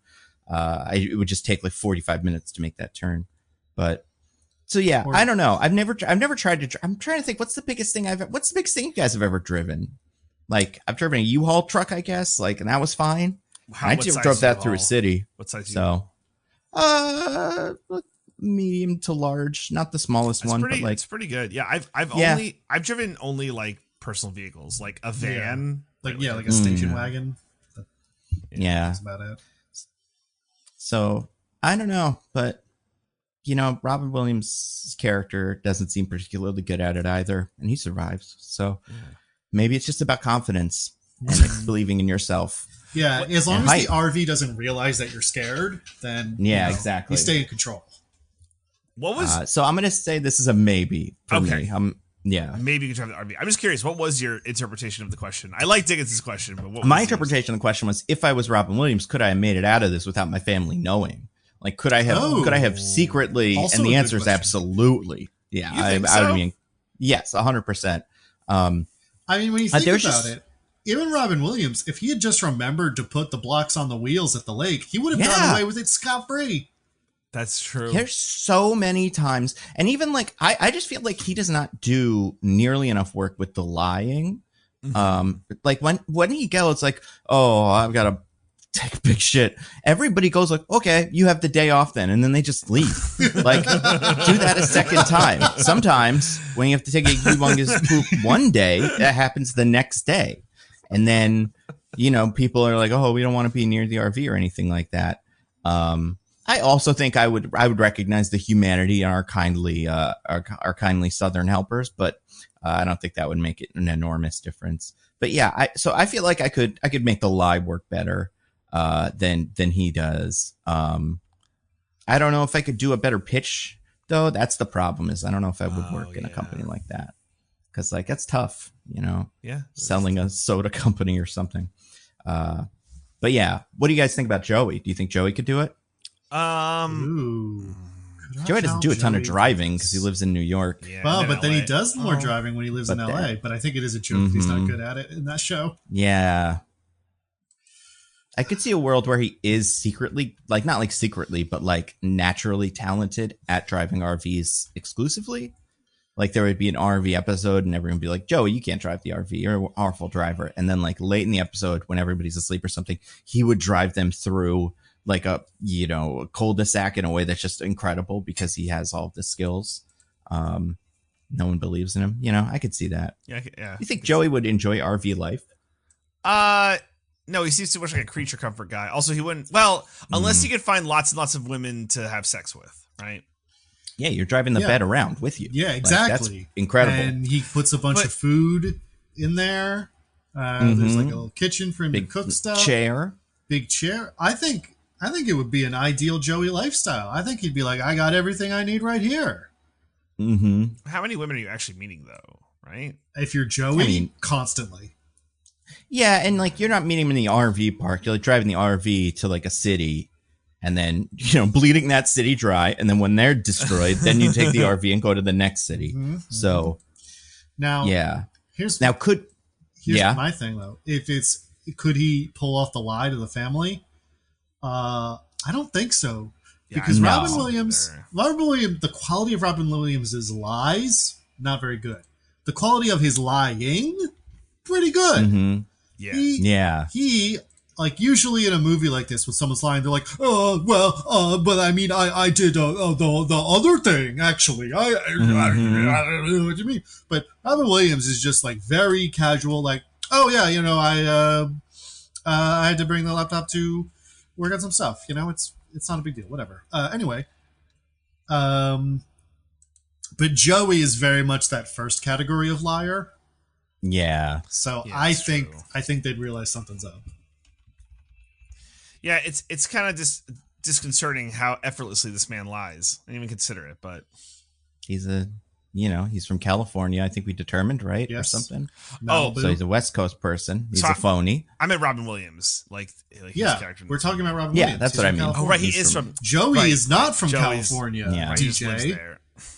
Mm-hmm. I forgot he's from New Jersey or New York or whatever. So he's good people. Long Island. That's it. Yeah, that's it. So yeah, I don't think this would be a super good Joey thing. I wouldn't be surprised if this Joey show went on for like 2 more seasons if we got an RV episode eventually, but I don't think we're gonna, which is a shame. Yeah, that's no such luck. That could be fun. All right, the final question: is it woke? I don't think it's woke. I don't think it's very. Well, like I said at the beginning, it's kind of making fun of the kids, of like the daughter and her friend, for like being politically minded at the beginning, but then at the end it also thinks she's kind of right. It does say, it does pretty much say that in the end that big multinational corporations are bad. Yep, that's true.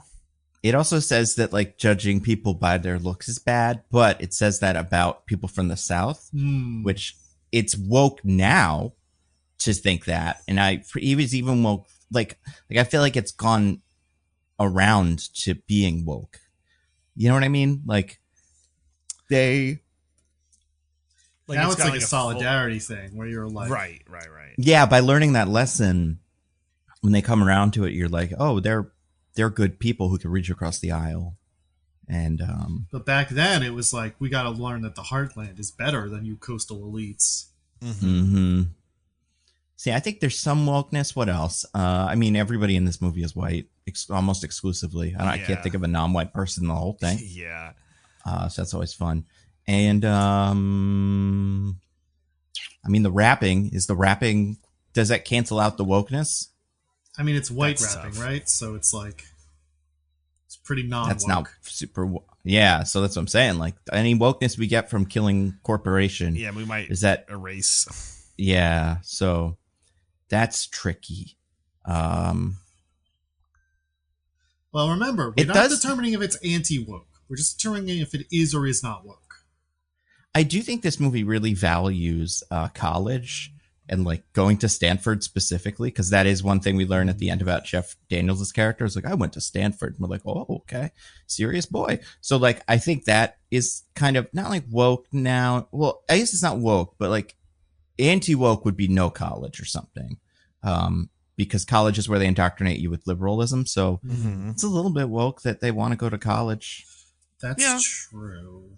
Huh. Yeah. Trying to think anything else. This is tough. This is a tough one. Yeah, like yeah. Now I think we're forgetting one thing, which is this movie was a flop, which is a sure sign of wokeness. Oh yeah, it went super broke. Yeah, that might. Yeah, I'm gonna say woke because I think I think so. I could feel it. Yeah, right. That's definitely what it was going for. All right, RV woke. Official determination.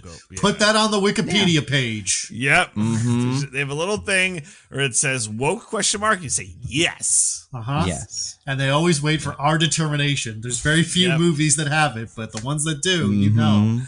Yeah. A lot of TBD. There's a lot of woke question mark. It's like oof. We're working on it. Okay. If you want to know which movies are woke, let us know what you're important, like what's important to you, because we got a lot. And Hutchest movies, that's extra helpful. If you have Hutchest movies that you like want to know if they're woke, there's a good chance we can get that one soon. But speaking of other stuff, do you want to get to our classic segment? Yeah, let's do it. I would love that. All right. Let's recommend some things to the fine people. DJ, do you have anything to recommend? I hate to make this recommendation because I feel like I make this recommendation every time. But that being said, this season of Love is Blind is really, really good. I think this was even not last only do you make this recommendation all the time. Yeah, this was your last week's recommendation. Yeah. And oh man. Wow, really? DJ has moved on from taking Nando or I's last week recommendation and saying it without realizing, and is now taking his own. Brave. What a brave soul. That's honestly incredible. Are we sure? Can we check the tape? Can we pause it? I mean, if you go to the podcast episode, it says what they are. And I'm pretty sure yours is Love is Blind season 9. I feel very confident about this. Yeah. Oh, wow. Well, I guess we're going to have to do something else then. Maybe. Yeah. I just checked on Spotify on the Zathura episode. DJ, Love is Blind season 9. That might have been like it's fine. Okay. Okay. All right. Okay. Well, this is not good, guys. What can I recommend? What have I done? What are the good breads you've eaten lately? Any food? What about good basketball? You know, we could talk about that. Sure, you've recommended basketball before. No, I know. I'm trying to think of all of my worst recommendations and then trying to dig on those. There was definitely something. Did you recommend the Yankees? No, God no. They're dead to me. No, I don't want to do something that's like insincere. I definitely had something that wasn't Love is Blind, because I think in the back of my head are like, wait, you did Love is Blind already, but then I totally erased it from my brain. I already did Hades 2. Playing a lot of Hades 2. Hades 2's good. Already did Hollow Knight because Diggins did it, you know. So what does that leave? I could have sworn. Oh, have I? I think I already did Great British Baking Show, right? I did that probably at some point, but it wasn't last week, so it's better. Yeah, maybe not this season of it. Well, you know, let's talk about it. We're about halfway in to whatever season it is of the Great British Baking Show on Netflix, and it's been like a weird season. This feels like less of a rec and more of like a recap. Like we're halfway through, and there's like a couple of front runners, not like a clear front runner. But I feel like the what's been cool this season is like very interesting technical challenges. So typically on Bake Off, the technical challenges are where they all have to make the same thing, but they've been doing like a lot of different like variations on what the bakes are, and like that's been interesting. But there's been no like one incredible like standout. It's like, oh my god, that guy made is like previous seasons like a working piano that you could also eat. So you know, yeah. Oh, you know what else I actually. I hear Paul's been like very stingy with the handies this season. He's been so stingy with the handies. He's given out 3 total. I think if my memory serves, we're halfway through. Like, that's crazy. Those people must be so tense. No release at all. No, yeah. I mean, I think he is just now so much more judicious with the Hollywood handy that he's like, I gotta be like, I'm not doling these out left and right. So yeah, it's like I can't just have let everybody have a 9-inch summer. That's right. I actually now remembered what the thing I was thinking of. So I this is stupid, but I have been watching it. I've been watching Is It Cake Halloween? Listen, I didn't know that show still existed. Now it's Halloween, Diggins. And okay, can I defend? I don't want to defend Is It Cake, but can I defend like Is It Cake Halloween? Sure, you can do whatever you want. Do your best, yeah. There is something about like the Halloween aesthetic that I think lends itself more to the Is It Cake format because it feels like more streamlined. Like I can see them doing like holiday versions like Christmas, Valentine's Day. If they're like in an Olympic year, like Is It Cake like Olympic? Like I don't know. Like I think having a theme around it streamlines it more than just like Is It Cake like anything. Like I like the Halloween aesthetic with the show. It's hosted by Mikey Day. He's not very good at it, but he's trying his best. I don't know why he's doing his best. I don't know why he's the Is It Cake guy. I can't figure it out, but it is him. Maybe he was the most available person who was also like kind of a name, so they picked him. It's almost certainly he was the most available person. Yeah, certainly. I also will say this: it's an immediate. You'll know if you're like it, right? So it's like, do I want to give it a shot? If you have Netflix, you put it on. You watch for 20 minutes, and then you're like, "Wow, DJ was right," or "DJ's an idiot." So I think that's like a good, barometer for whether or not you like it. Is you'll know very quickly. So I'm asking you to invest like 20 minutes. So official rec, Is It Cake Halloween? I did it, guys. I stumbled there. Nando, maybe you could edit it to make me sound smart the whole time, which means you have to edit this part out. Edit out the part where you wrecked the thing you wrecked last week and didn't realize it. Yeah, and then did a fake I wreck. love this part. It's my favorite part. I'm keeping it. I don't think there's ever been a case where we said we'll edit this part out and then we edited it out. That's true. That's true. Or that we know of, maybe, AI is doing it for us. Maybe, what's her name? What's that actress we all love? Tilly Norwood. Tilly Norwood's doing it. Yeah. In the computers. Ooh. Well, that's my rec. Is It Cake Halloween? Diggins, what about you? What do you have to rec? Well, I'm not wrecking Prince of Darkness. I'll tell you that. No, yeah. Okay. I mean, okay. Not because it's not good, because it is, but because I wrecked it last week. You did, yeah. Mm-hmm. No, instead I'm wrecking a different movie, a newer movie than that. One I've been hoping to watch for a while, and only just got around to. Have you guys ever heard of Humanist Vampire Seeking Consenting Suicidal Person? No, that's fun though. Yeah, so it's a Quebecois movie from like a year or two ago. I think it was like in festivals 2 years ago, but came out for everyone last year. About this vampire girl who her family wants her to start hunting, killing people and drinking all of their blood. But she doesn't want to. She thinks killing people is bad. But they're like, putting their foot down about it and like really pressuring her. So instead, she kind of like meets this young boy, like around the same age as her. Well, around the same age as she appears.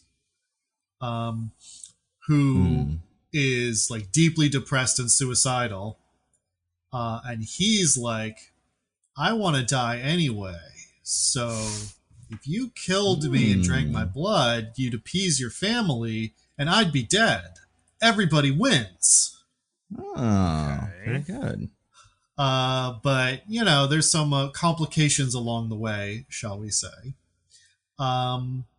So, obviously it's, a black comedy sort of thing.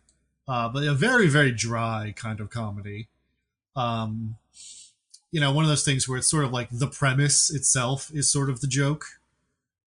In terms of like how the story plays out, it's more of a kind of like straightforward drama.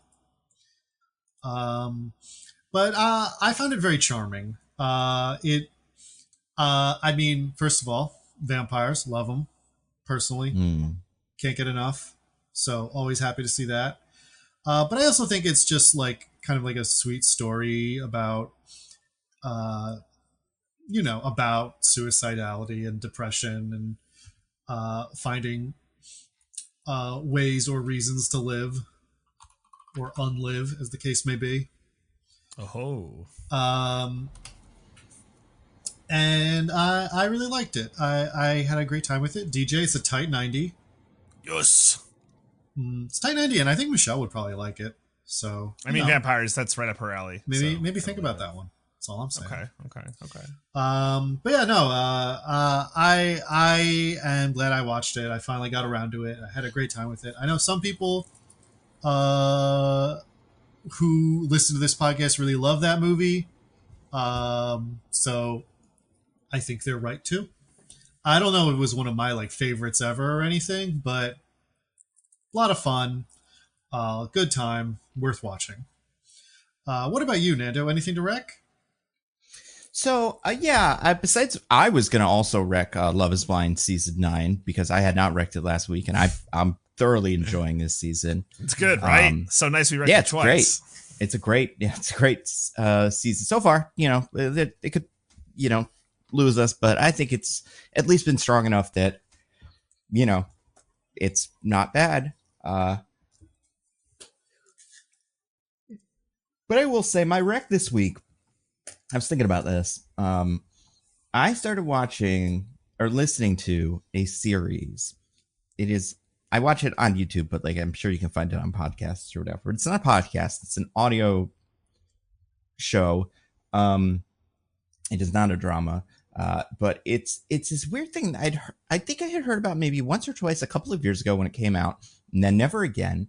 And so I don't remember why it got back on my radar, but I've listened to some of it now, and I think it's pretty funny. And it's a show called Batman: The Audio Adventures. Have either of you guys heard of this? I have not. I don't think so, no. So HBO made it. Like, it's a legit official thing.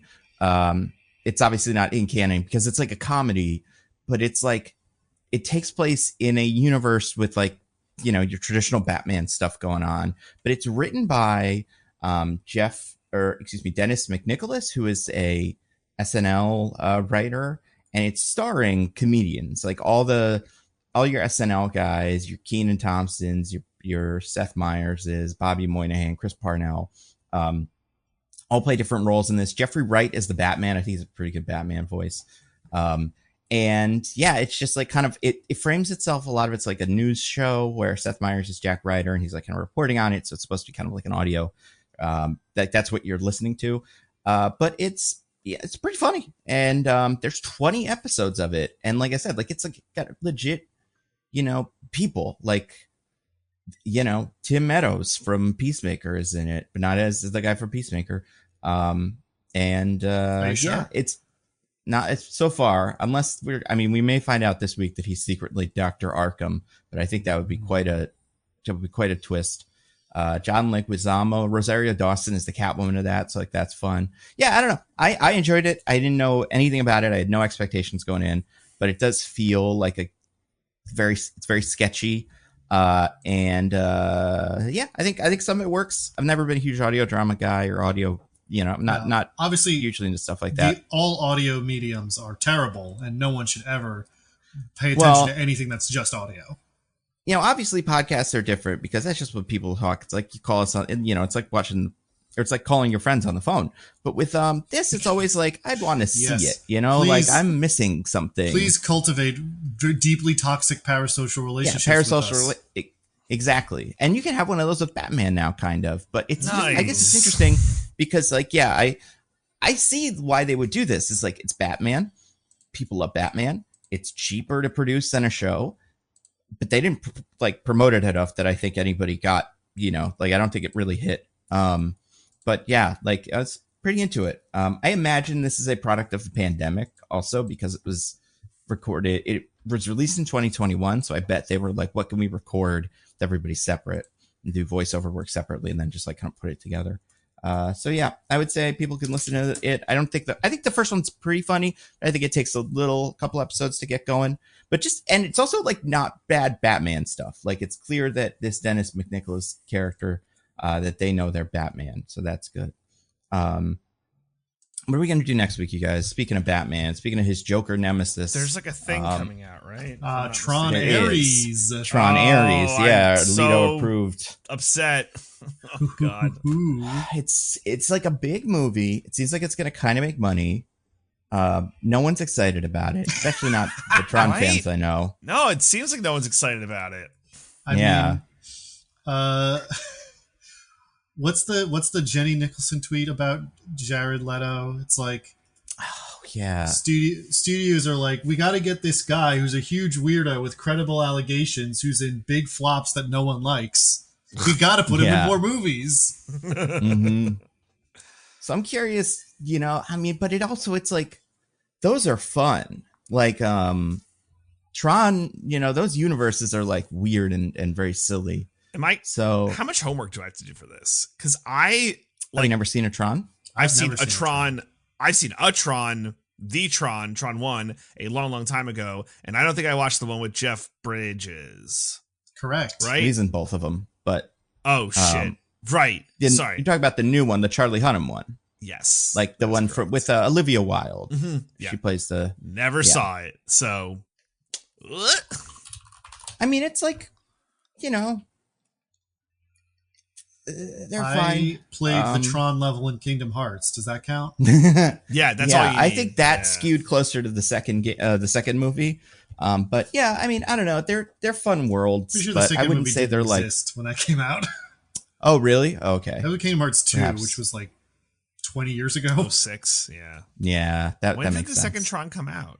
I mean, I was in college, so probably like 2010, maybe 2011. Fun.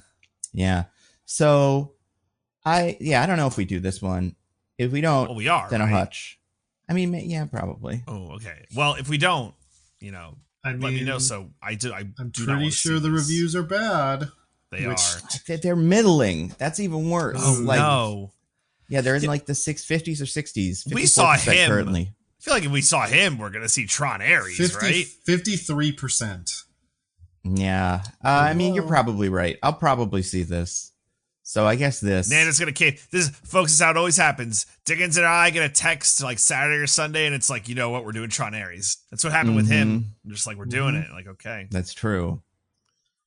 I mean, this movie has all the stars are here. Sam Minaj is here. Greta Lee is here. Is Tilly Norwood in it? Only some of the movie will be airing in Saudi Arabia. Yeah. Maybe only some of it. I mean, this is I would say the Tron franchise has not been incredibly progressive. We're talking about wokeness. That first sequel does some real weird stuff with the girl character who's like a little baby, but she's a sexy baby. Sexy baby, yeah. Like it's one of the great examples of that. But yeah, so probably Tron Ares. Do you guys want to get to plugs? You have anything to plug, DJ? Yeah. We did it 2 weeks in a row. We're on a hot streak. Roses and Rejections, talking all things Love is Blind. And yeah. And to clear up something I think I got wrong last week, that I said that the Ultimatum got canceled. Only the Ultimatum Queer Love got canceled. Apparently they're going to be filming a new season of the regular Ultimatum. So they couldn't find gay sociopaths, but they could find straight ones, which honestly makes sense to me. Always, well, at least in the two, it was like specifically lesbian, I guess lesbian and bi sociopaths. They never did the all male season of Ultimatum Queer Love because they're cowards. They can only show women making out and doing sexy stuff. They couldn't show just two men, having their 9-inch summers along with the size queen. That's right. All the options. Well, I'm wondering now, is it because there's people who'll be like, ew, that's gross? Or is it because like the guys are all like, because I feel like the guys are always on these shows. Well, not always, I guess, but a lot of the time they're the problem. So if they were all the problem, then they'd all be dead by the end of it. You know, like how do you manage that? I don't know. Yeah, they know that it's too much of a toxic pit. So yeah, right. Fair enough. So that's what I got. Check that out on the Pop Break network, the Pop Break TV podcast feed, and check out other stuff there. Diggins, what about you? What do you got to rec? Plug. What do you got to plug? Nothing. What about you, Nando? Videos. I'm making progress on some videos. I'll have a Peacemaker finale out soon. Like that's tonight, so that'll be out probably not Saturday or Sunday. Yeah, not before it airs. No, I have my guesses. I could just do that. I've thought about that before with like stuff like with a movie. If I'm like, I could probably do the review for like, you know, it's like a good example of that. Like Madam Web before it comes out. You know, like you watch this, or like Craven was this, where I was like, I know what this is gonna be. I don't need to see it. But then you wouldn't have known about the Rhino's excellent cry. Scream. His little scream. Yeah, there's all that great stuff. And man, that movie came out a year ago. Remember that? Damn. And our lives were changed forever. Yeah. So I don't know. Maybe I'll do it. Or either way, Peacemaker video for sure. Other videos coming out, but we'll see what they are. New York Comic Con is this weekend, so probably be news that comes from that. Like they're making a second Minecraft movie, you guys. That just broke just now, 2027. Wow, that's the least surprising thing in the world, considering how much money that movie made. Yeah, so much money. And there'll be trailers. So I'm sure there'll be probably a Wonder Man trailer or something. They're making a little Teenage Mutant Ninja Turtles thing. Very excited about. Night of the Seven Kingdoms trailer that happens. Yeah, that's out. Now maybe we'll talk about that more next week. Yeah, cool. So yeah, until then, I've been at Nando for Movies on Twitter. I'm at Sippy by Day on all the social medias. I'm at C Diggins exclusively on Bluesky. Bye everybody. Goodbye everybody. Goodbye. See you.